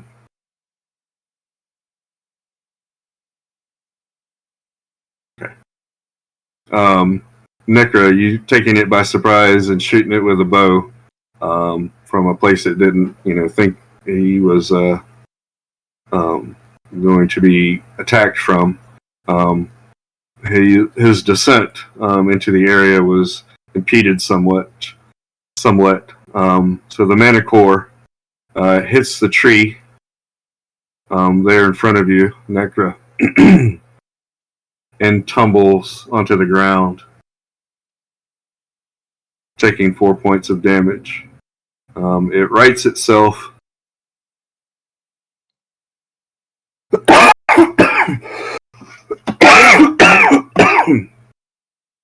Sorry. Yeah, I got it on the tongue. Yeah. It rights itself and pulls the arrow out and throws it to the ground. It sweeps its head back and forth, looking for whoever shot it. It locks eyes on you for a moment, Kellum, and grins, but then continues to look around the area.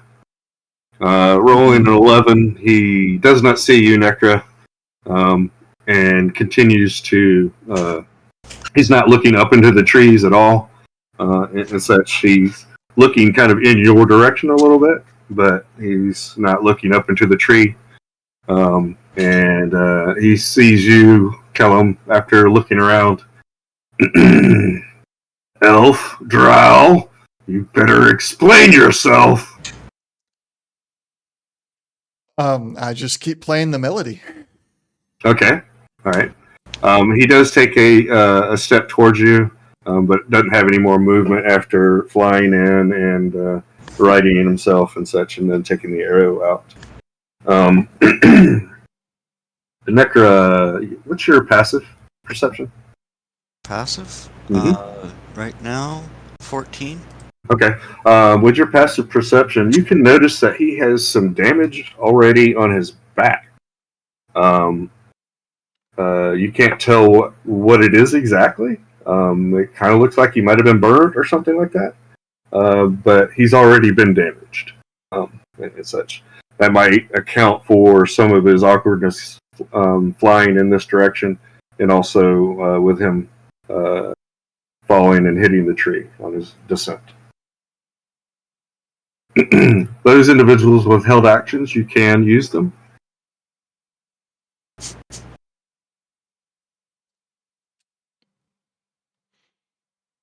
I think I may just keep on playing the melody. He's not close enough for me to really do anything, and I don't want to switch to my bow. Got it. He still hasn't done anything hostile. So. That's also true. Okay. I'm still readying. I don't notice they're being aggressive yet, so just warily ready to attack if I need to. Okay. So him being the bottom of the initiative, Ash, you just want to continue holding your spell, waiting. Kellum. Continue to ready to drop the bagpipes and strike if he comes in. Okay. Let's see, Necra. He hasn't spotted you, so you still have the advantage. Alright, but he has. Aside from seemingly being drawn to the bagpipes, he does not seem to be hostile or being anything but just present. He's on guard, of course. He's been shot with an arrow. He's a Manicore. They are, bugbears with wings. Just kind of nasty creatures. They don't like anybody, even their mates. Sometimes they don't even like themselves.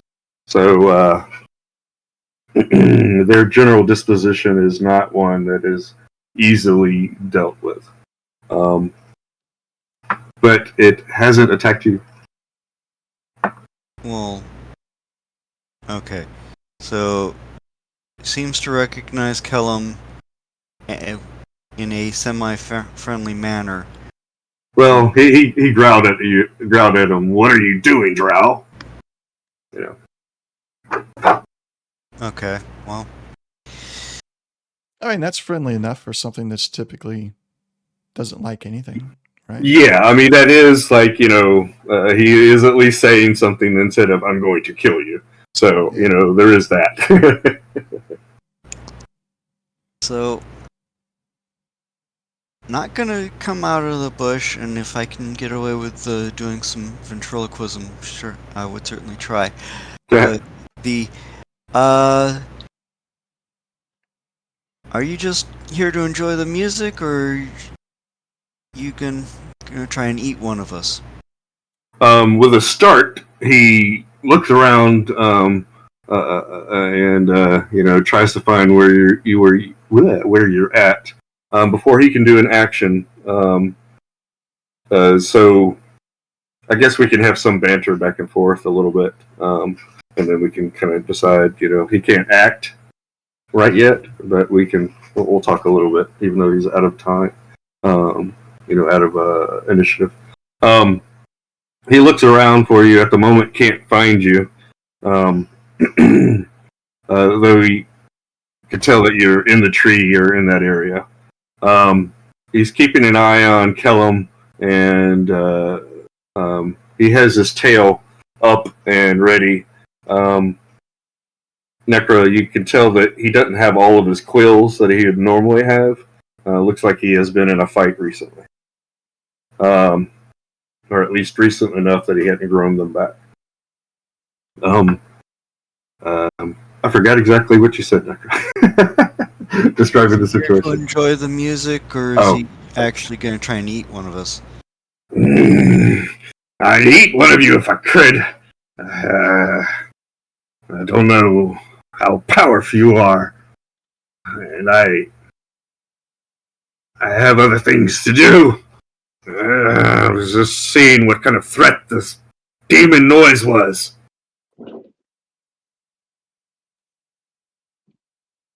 I recommend you be on your way.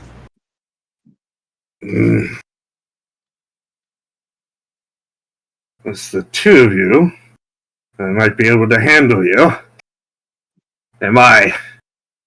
I've heard that there is a village nearby. Am I close? And I fire through the back of his head. Alrighty, threatening enough. Okay. Yeah, that would trigger. All right, roll with surprise. Uh-huh. Okay, 17 hit. Roll damage. Was this a standard arrow? Yeah, standard. Okay, all right, 5 damage. All right.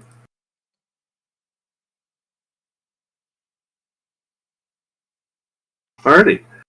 He roars again in pain, and you can see when he moved after being shot with the arrow that the injury on his back kind of cracks a little bit. As you can tell, the fur and the skin have been burnt away almost and such, and it seems to crack and open up the wound a little bit.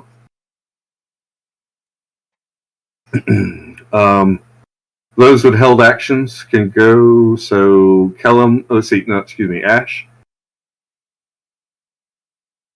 If y'all want to use your held actions, you can now. If not, we'll go to Banthor.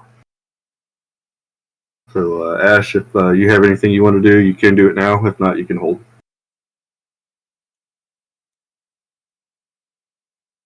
I think if she would try to listen. did just threaten the village.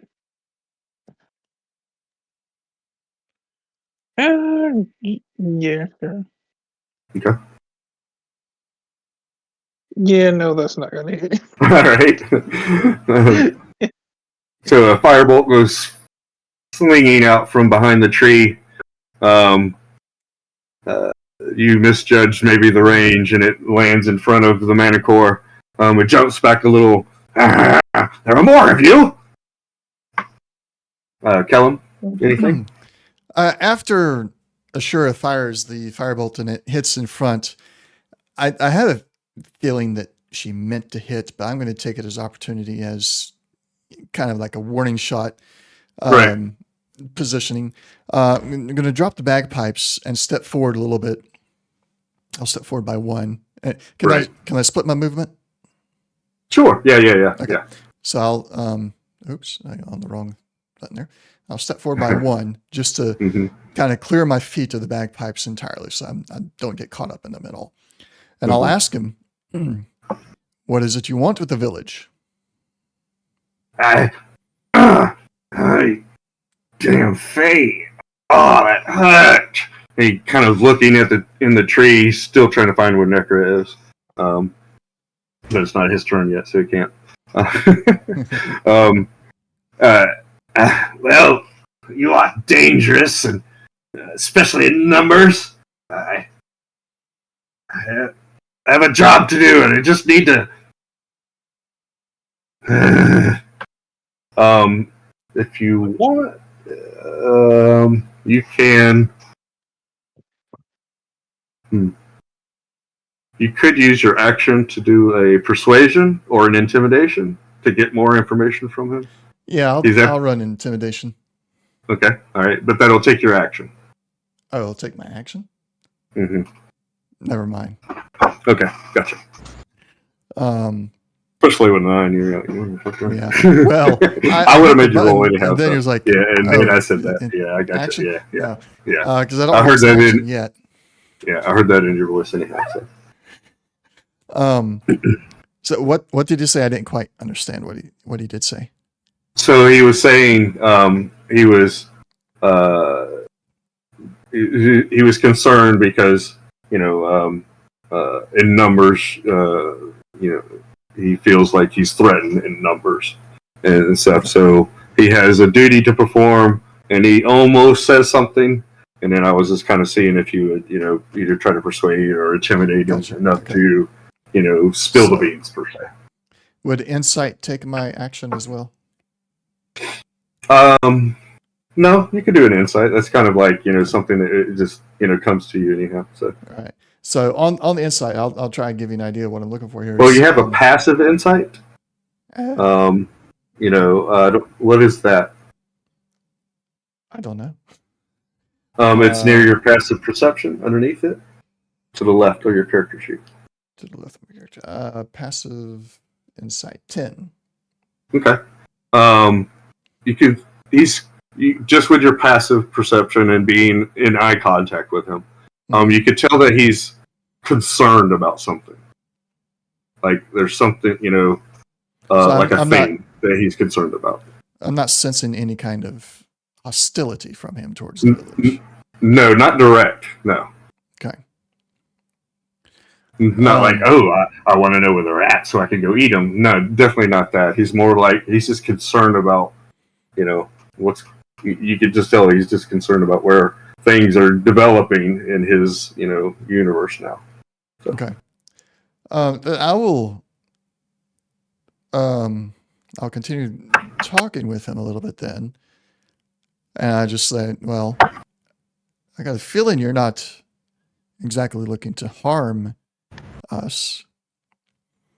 If you tell me what you're looking for, what your duty is, and maybe I'll be able to help you fulfill it without any harm or any more harm coming to anyone."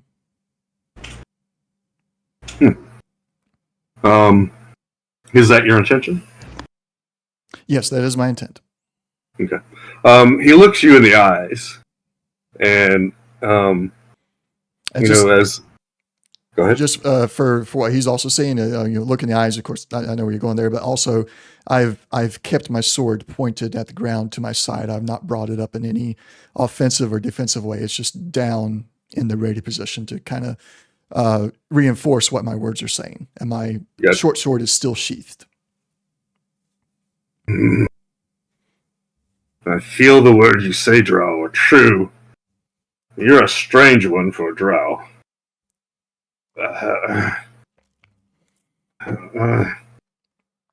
Can we make an accord, Fairy? Promise for the moment?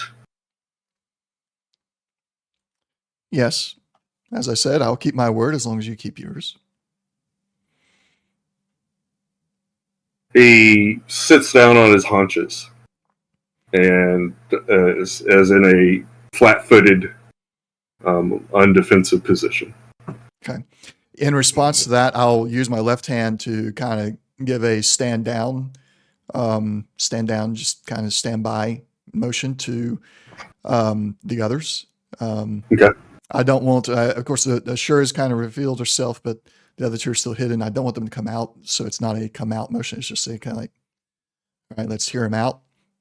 And then I will also flip my longsword and resheath it in response to his going flat-footed. Okay. All right. Vanthor, do you wish to do anything? It's your turn.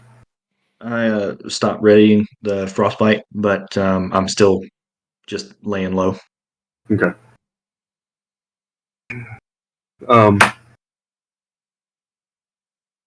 He looks over into the tree and looks at you finally, Necra. Wicked elf. Are you going to shoot me again? Are you going to threaten the village again? What's a threat? I've seen where my threats belong. That's fine. And when he does finally see me, the bow is still in hand. It got an arrow on the string, but it's loose. Gotcha. Ready, but not aiming. Mm-hmm. Gotcha.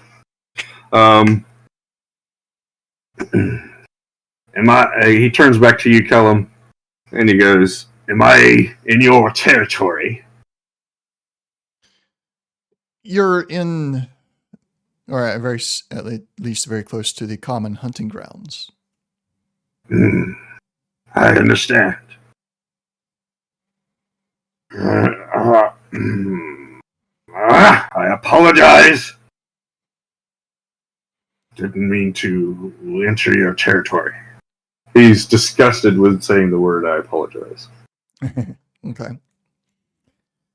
I believe that all can be remedied here. You're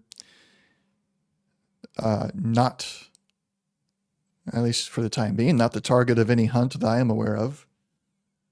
If you can share with us what it is you're looking for, why you were seeking the village, we can see if we can help each other further. I was told that there was a village here. That is all. I merely intend to stay out of your way. So if I am in your hunting grounds, I will have to find another place. Where are you trying to go to? Sure. I can perhaps give you Step directions. up. Sorry. No, that's fine. Ash? Yeah. I was going to step up. And why are you running? You were hurt by something. Who are you running from? I was attacked by a demon. Someone I've never seen before. A demon. It injured me greatly. The claws I was able to heal over time, but this wound on my back. Yeah. And she's gonna kind of hold her hands up. She's like, may I approach? What is your... What are you doing? Offering help. You want it or not?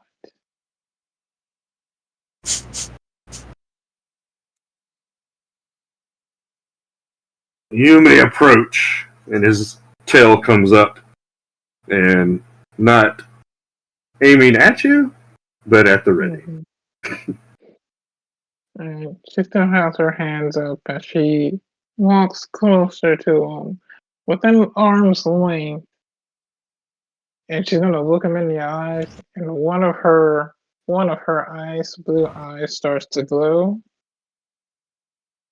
and this energy will start radiating through him, and I want to cast Healing Word on him. Okay. And D4. Oh, that's max 4 plus 3, so 7. All right. Um, as um, as you start to perform the healing, he has like a. You could tell that he has a sense of recognizing, what's going on, and he visibly, his tail kind of relaxes, and you're like, oh, she's actually going to heal me, and so you said for 7. Yeah, 7. Okay. And are you going for that wound in particular, or I guess? Okay. The All right. particular room. Okay. You can tell that it doesn't heal the wound altogether. It's quite a damaging wound, but it does start. It releases basically, not that it's cursed, but it kind of releases that damage threshold almost that it allow. It looks like now it is not so black and burnt that it can't be easily healed. Mm-hmm.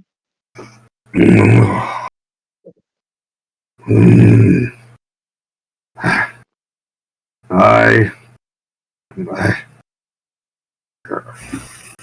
and he curses. Thank you. And actually takes a step back, and such. After that, kind of he turns around and you get a face full of manicore butt as he turns around and walks away and just like a cat kind of, and then sits down and looks back in Kellum and yours direction. It takes him a moment actually to turn around before he does that. Yeah, like it just weighed him out to him for this, so it's like, no problem. Now, you said this was a demon. Where did you encounter this demon? On the coast. It came out of the water. I saw others, but this one chased me. Demon. Oh my god.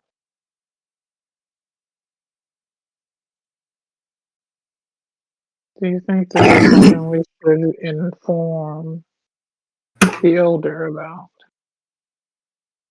So y'all are far enough that y'all don't know where there is any large body of water. Not directly. You do know that to the north and northeast, there's the ocean, but that's some miles away. Right. Not that y'all know, have a lot of knowledge of where that is, but but you would know that that's a couple hundred miles away, the ocean. And other large landmarks from your village. You can see the mountain range that is to the west and south of you, and that's also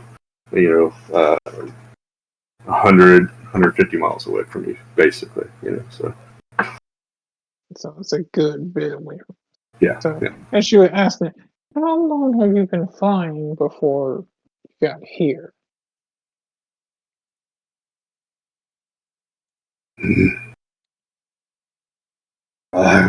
It's just been days. I haven't had time to rest. Were these demons chasing you? Were they also capable of flight? No, they they look strangely aquatic, but they also had legs. I defeated the demon that chased me, but only barely.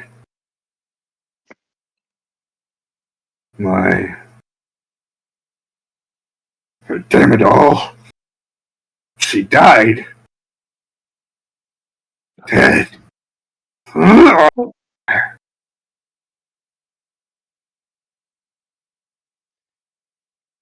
Was that a Who mournful died? growl? Yeah.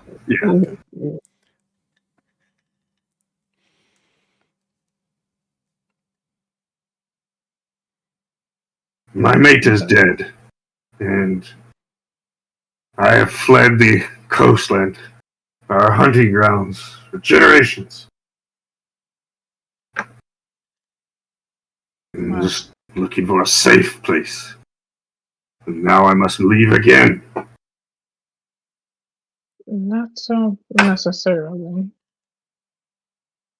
Perhaps if you're willing to speak with the elder,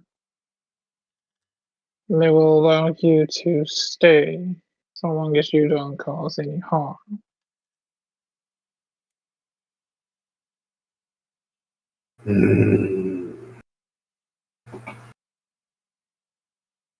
I'm quite a ferocious animal. I need much to eat. We have plenty of game that's around here, and if you're willing to also help us hunt and bring back more for the village, I'm pretty sure that we could work something out.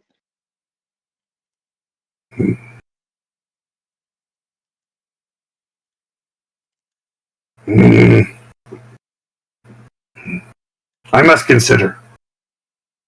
This will take time. Well, take the time you need and take the time to heal.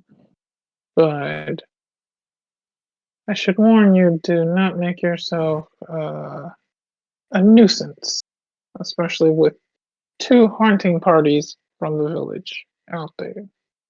There are more of you out here? And he looks around like, oh crap. Yes. But again, you're not their priority. Their priority is other game. I don't even think they know of you. I think we're the first ones you've encountered.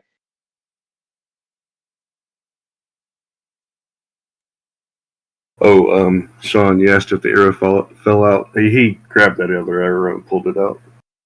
The first one he broke. This one, he broke as well. Okay, so I'll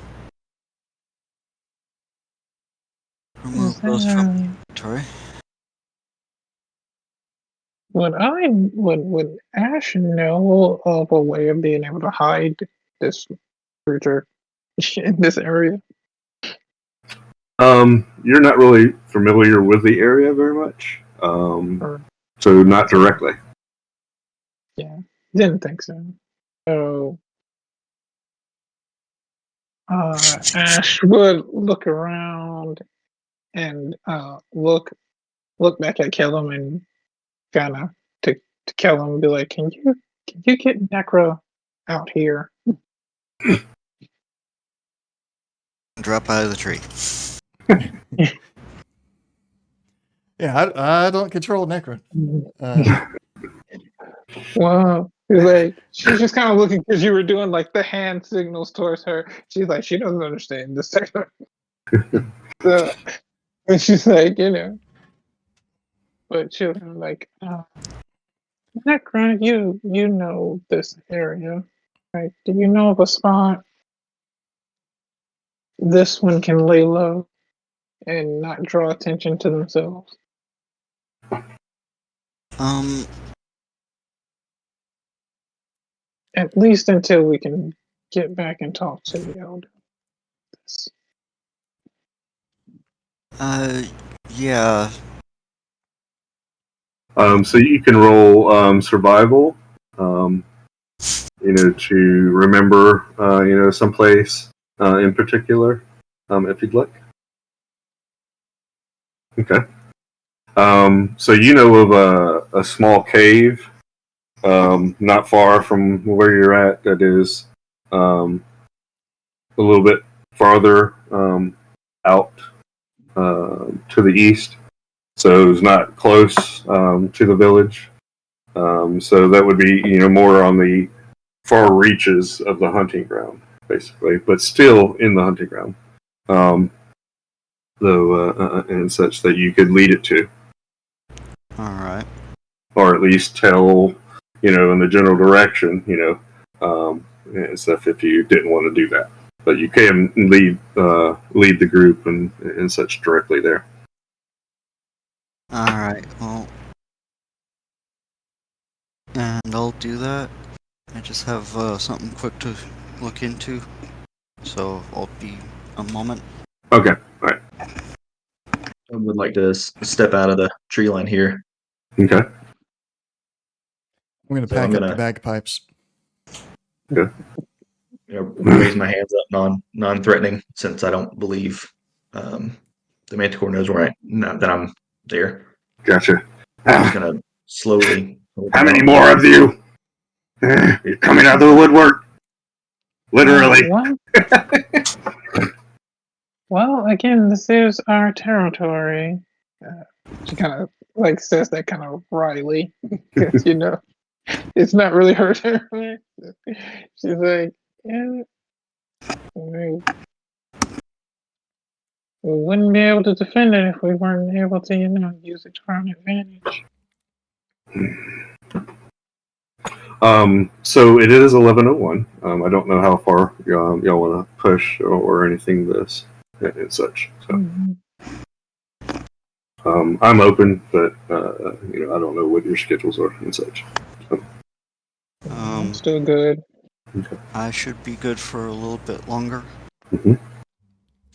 Got another 20 minutes or so, I think. Okay, all right. That would be fine. Okay. Let me check with my wife. She's watching the little one, so it's up to her.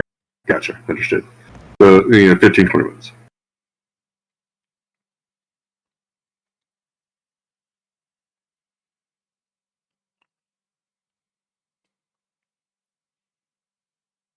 Excuse me. As we're waiting for Banthor, you gather your belongings, and Necra starts heading in that direction. The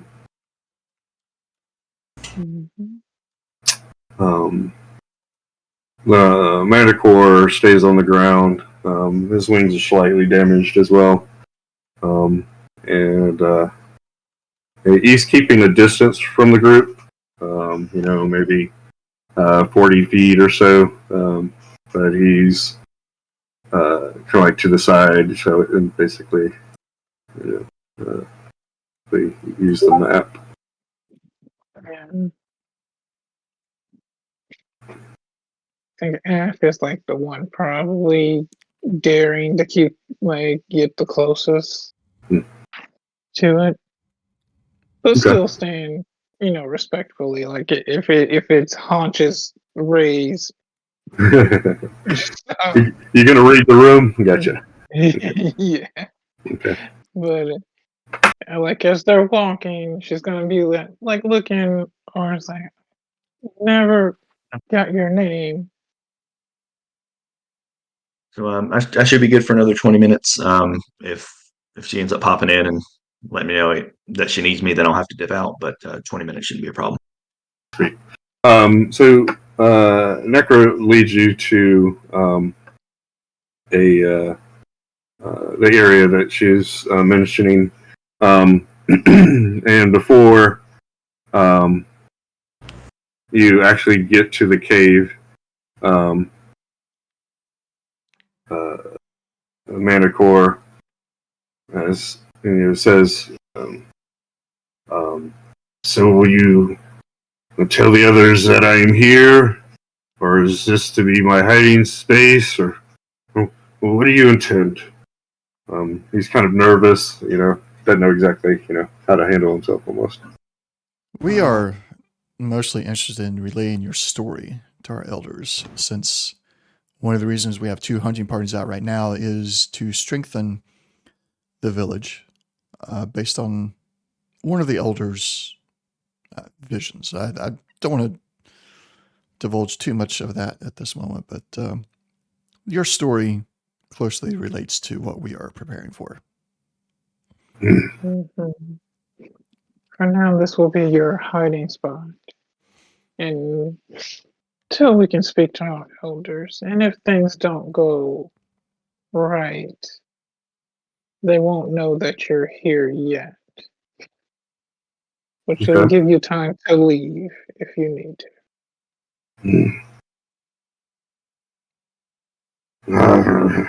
He's just kind of grumbling under his breath. You can tell that he's deep in thought, basically.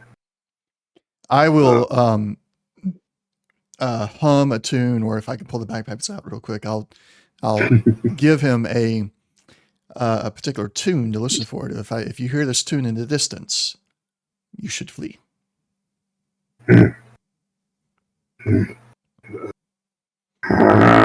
Thank you.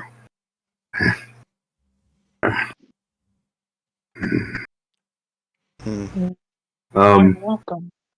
So you approach the cave. It's not like a network or anything. It just goes back for a little while.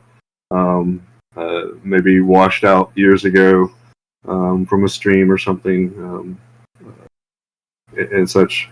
In a bear cave, shall we say? There's nothing inside. No real recent activity. He sniffs around the area, and he seems to be satisfied that nothing, is making it its home or visit it often. This is good. Yes, this will suffice. Good for us. I thank you. You say you're hunting. Yes? What are you hunting?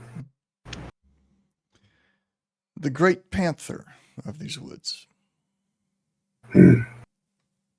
I've seen it in passing. It is a monster, of course. Steer away from that one. Unfortunately, it must be taken alive. That's going to be a party.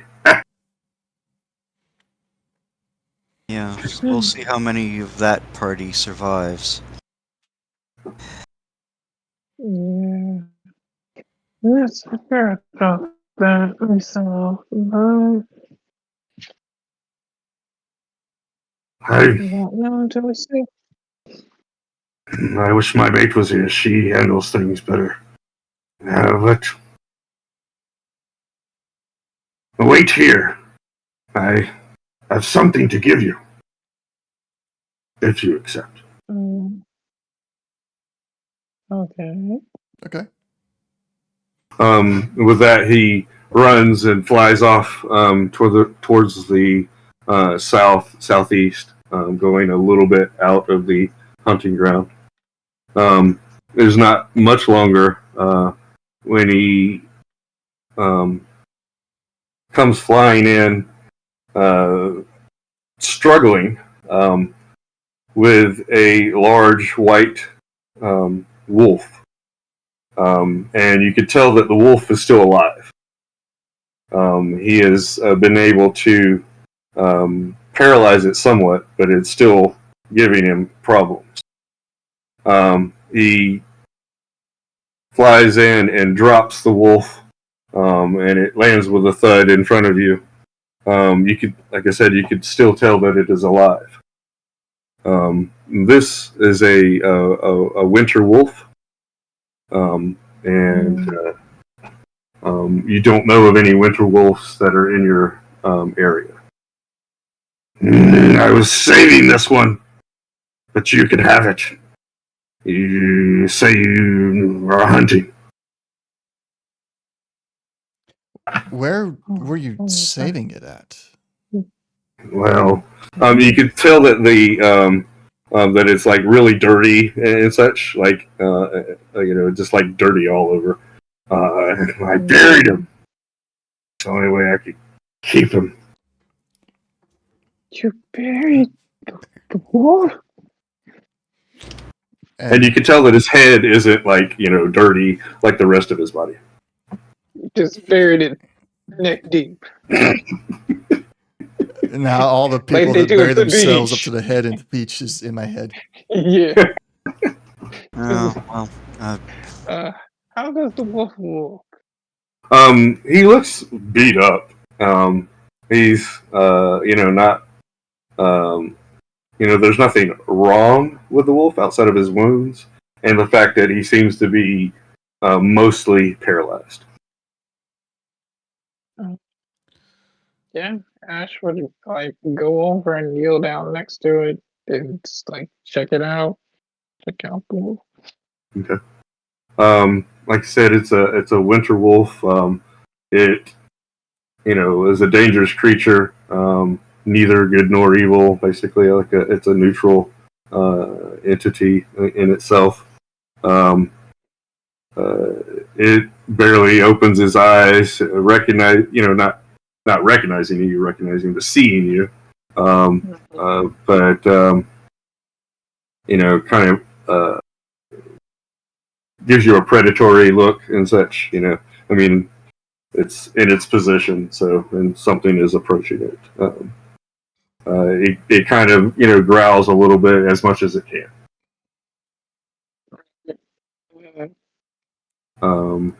Gentle to- approach, hands up. To investigate it any other way or further, you'll need to roll investigation or medicine or things like that. Nature, survival. See if I got it again.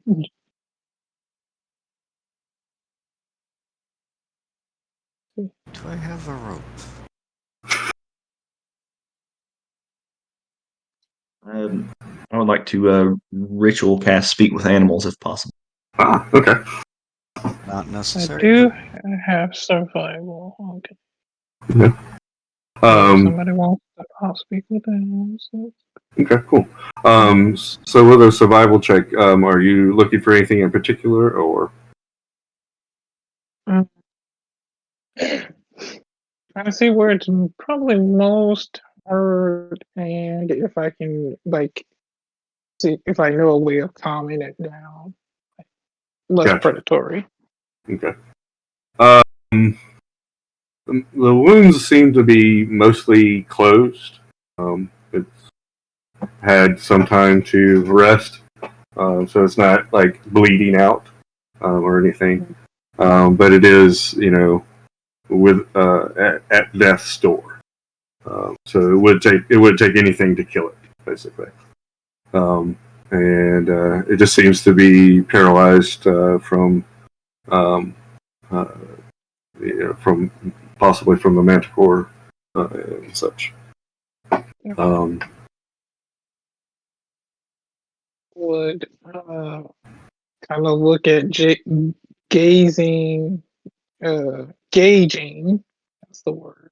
The rest of the group, and kind of get like,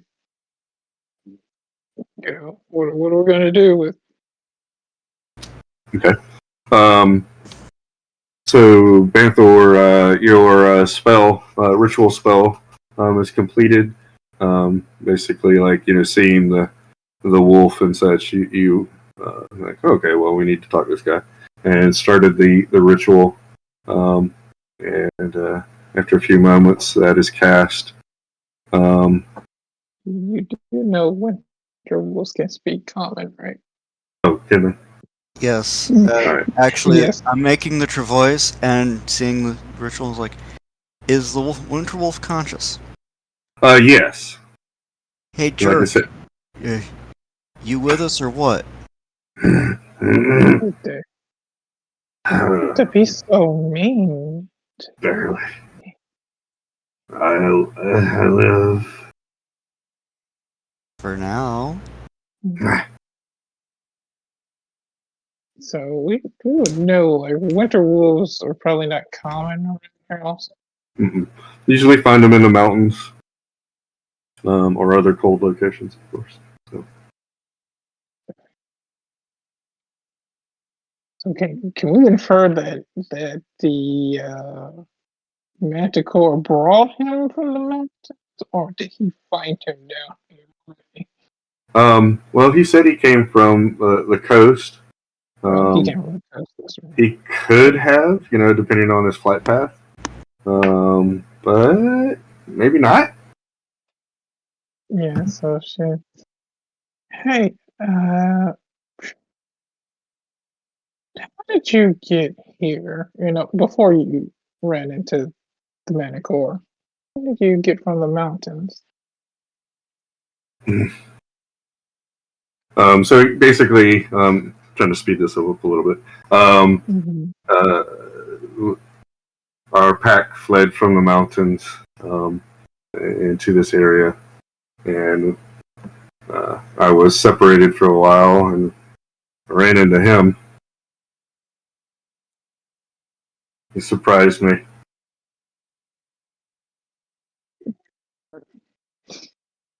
Where's your pack going? We were looking for other hunting grounds.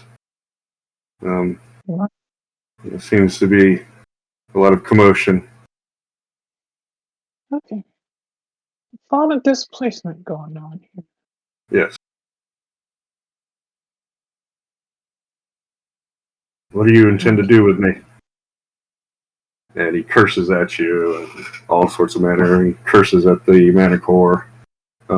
He's definitely not a nice-natured individual. He doesn't really seem to want to talk much more.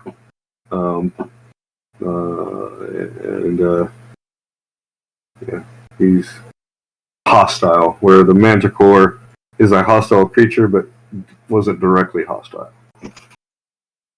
This guy seems to not care, and is very hostile. Look to Banthor. Yeah. Well, we could feed this one to the tree. And he's definitely out of place, so won't harm the forest any. But there are more of them that are out of place. What happens when the rest of their pack, this one's pack, comes down looking for them? Well, that Either way, they'll kill you all. The wolf interrupts. What I'm saying is, there's a reason why they were driven off. Just like the demons from the sea drove off him, gestures towards the Manticore. A lot of species are getting misplaced, and instead of trying to use them as sacrifice, perhaps this is the chance to make connections. Go out there. He interrupts you and says, "My alpha will kill you all, no matter how many. No matter what your numbers are. Our pack is strong."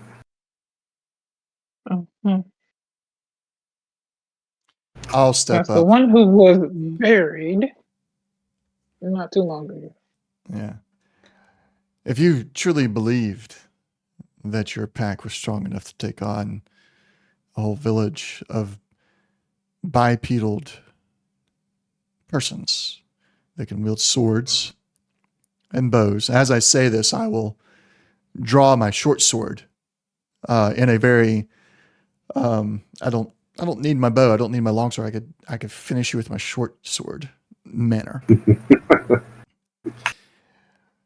Then why hasn't your group, your pack, done so already years ago?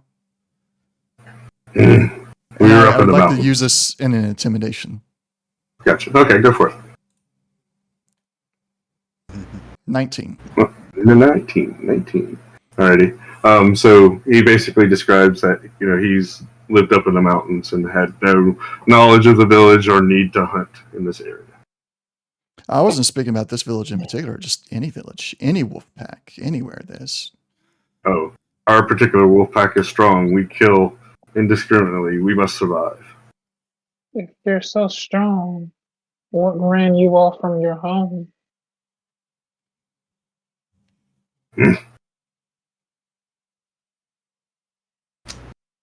He doesn't 'Cause you're answer. not.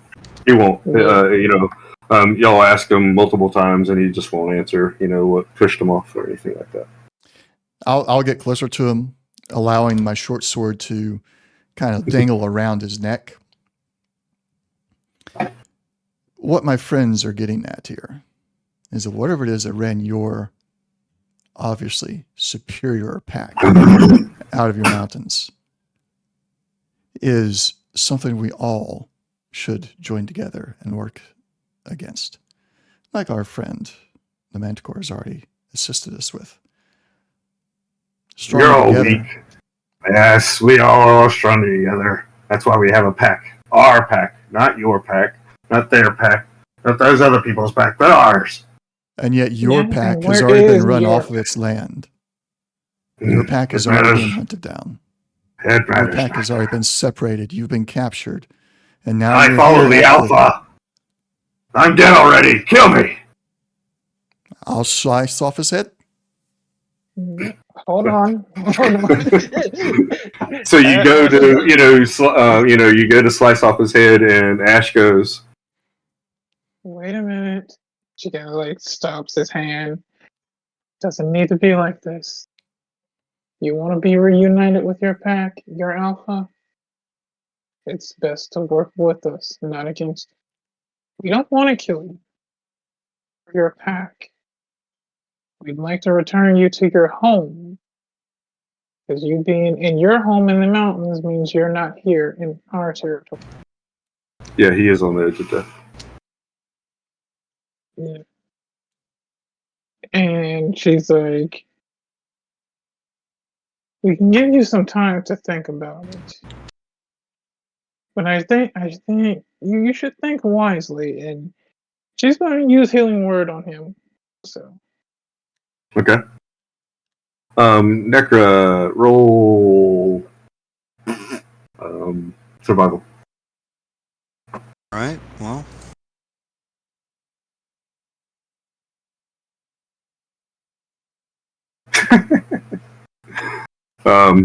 So the experience that you have with beasts like this and such, and the mentality that has been described to you, you're pretty sure that if you allowed him to leave this white wolf, that the white wolf will tell the pack leader, and the pack leader will do something. And, like, before Ashura can cast the spell, no. If we let this one leave, we will have the whole pack attempting to hunt down and destroy the village. And if they're in our hunting grounds, we have to hunt them down and destroy them to the least pup. No matter how little I like the idea. So, why don't we, go with the plan of feed this one to the tree, and just, we know that they're a threat, and if we can talk to one of them and get the actual information we want later, do that. But they're actually a bigger threat than the Manticore is. They are actually a bigger threat in one season than the Great Panther has been in the last 20 years. Are you sure about that, Necra? Well, the Great Panther is part of our forest here.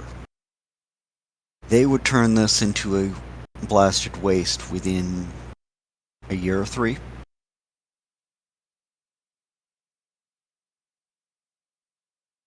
It's true, the Panther is a protector, and this is an outsider. Invasive species that kills seemingly to feed themselves, but with their mentality, they also will just kill if they perceive you as a threat, which means the entire village. And, it is kind of part of my duty to hunt down and destroy these entities in this manner.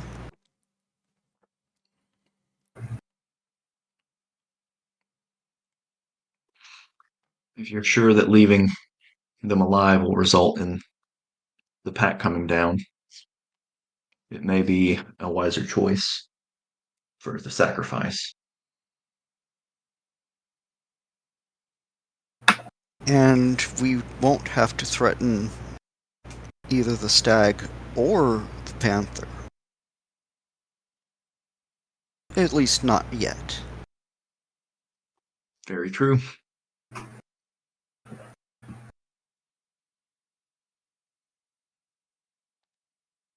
What do the rest of you think? Whether it's used as a sacrifice or finished off here, that solves the issue of it's bringing its pack here before we are ready for it.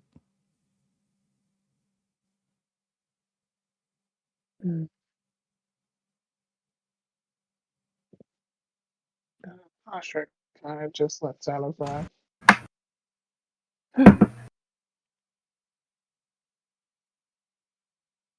Do what you want.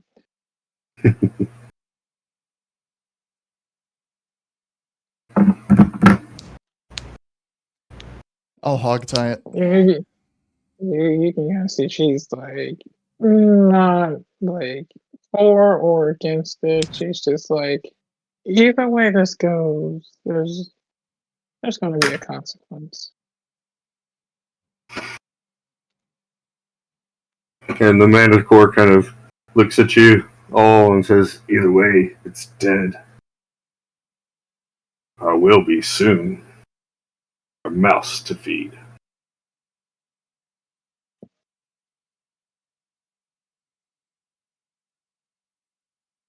If you don't mind, I have things to do. Leave him here if you want, or take him with you. Your decision. Very well. And he looks at you, Necra. Thank you for not killing me or attacking war. And he kind of, nods his head at you, Necra, and starts to leave.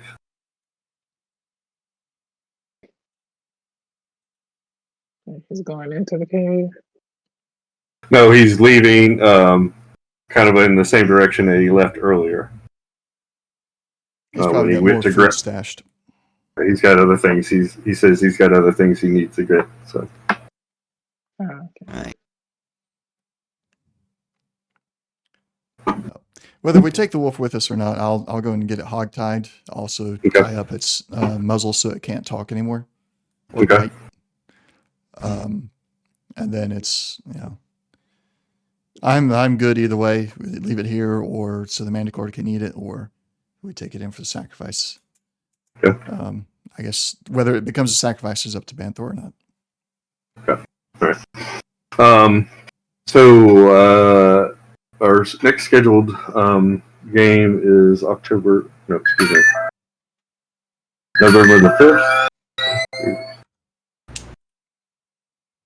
5th. November the 5th. I think it's. That would be the next one. Yep. I will not be here. I'll be at Comic-Con. Okay. Oh man. So we can decide if we would like to play without Kellum or with. There will be a lot more role play in next session. Not that there wasn't a lot in this one. My apologies, but we are It is checking called it off role-play and stuff. Right.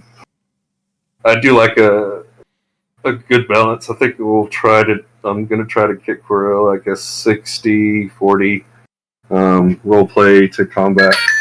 50-50 almost and such. So we will be doing a lot of role play if I can manage to get that.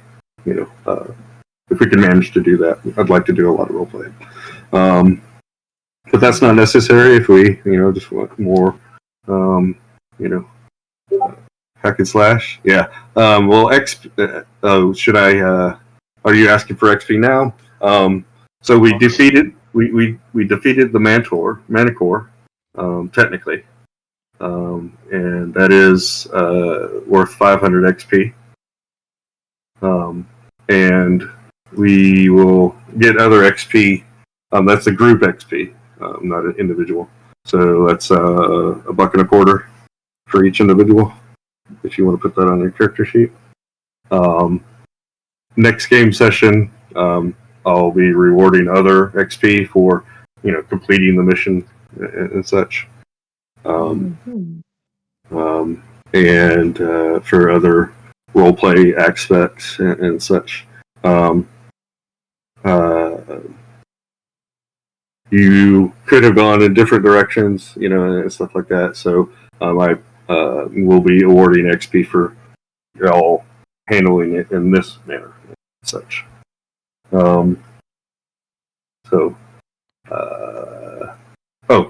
So do we want to play next game session in 2 weeks without Kellum? Either way is fine with me. Yeah, I love to play. Okay. I wouldn't mind, but if there's going to be e-figuring major stuff that actually is going to be kind of important, might not be a bad idea to wait.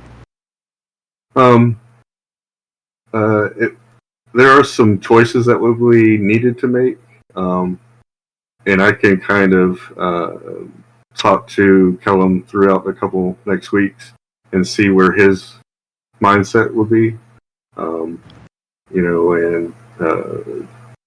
help deliver that those decisions and such.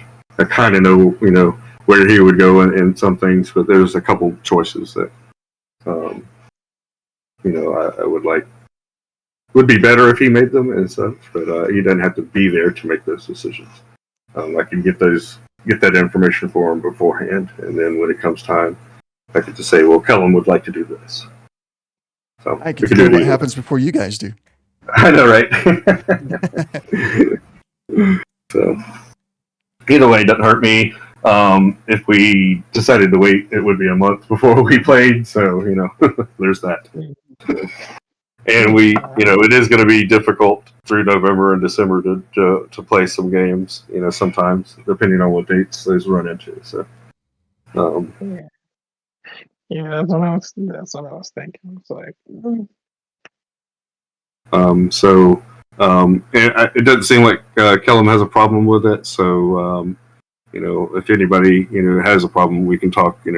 Send me a message and blah, and we can go from there. But as it stands, we'll go ahead and meet on the 5th of November at 8:00. Yay! In the morning, and since I'm not going to be there, if y'all want to do later, you could. Yeah, I mean, some of that is, all of us, needing to do things as well. So, I mean, it does kind of work out for us. So. All right. Mm-hmm. I know my wife is going to get busy here in a little bit. So, well, I don't really. It would be either, Sunday night kind of thing, if I did anything. At least on my half. So. But, we can talk about that too, if anybody, that would be the only other thing. It would be Sunday morning or Sunday night. Yeah, I'm fine with the morning. Yeah. Mondays are always fun to deal with, anyhow. So, all right. Well, if there isn't anything else directly imperative for this game session, I appreciate everything, and thank you, Callum, for again for going live with this and recording this so that we can have some history instead of needing notes or our bad memory. It's have to remember some things sometimes. Yeah. On So, that note, I'm going to definitely mute myself in Discord. I'm going to go rule the outro. Okay. All right, everybody. Thank you for joining the stream today. I hope you enjoyed it. This is the first session of the D&D campaign that Jerem is playing. He plays Slash in the Fallout campaign, which is coming up again this Saturday at 8 a.m. Eastern Standard Time for the next, I think it's going to be session 17 for the Fallout campaign. And then there will be one D&D campaign that's missed on stream since I will not be available for it. And then it should return, I think, on the 25th of November for the next D&D campaign. Hope you enjoyed it. Thanks for watching. We'll see you next time.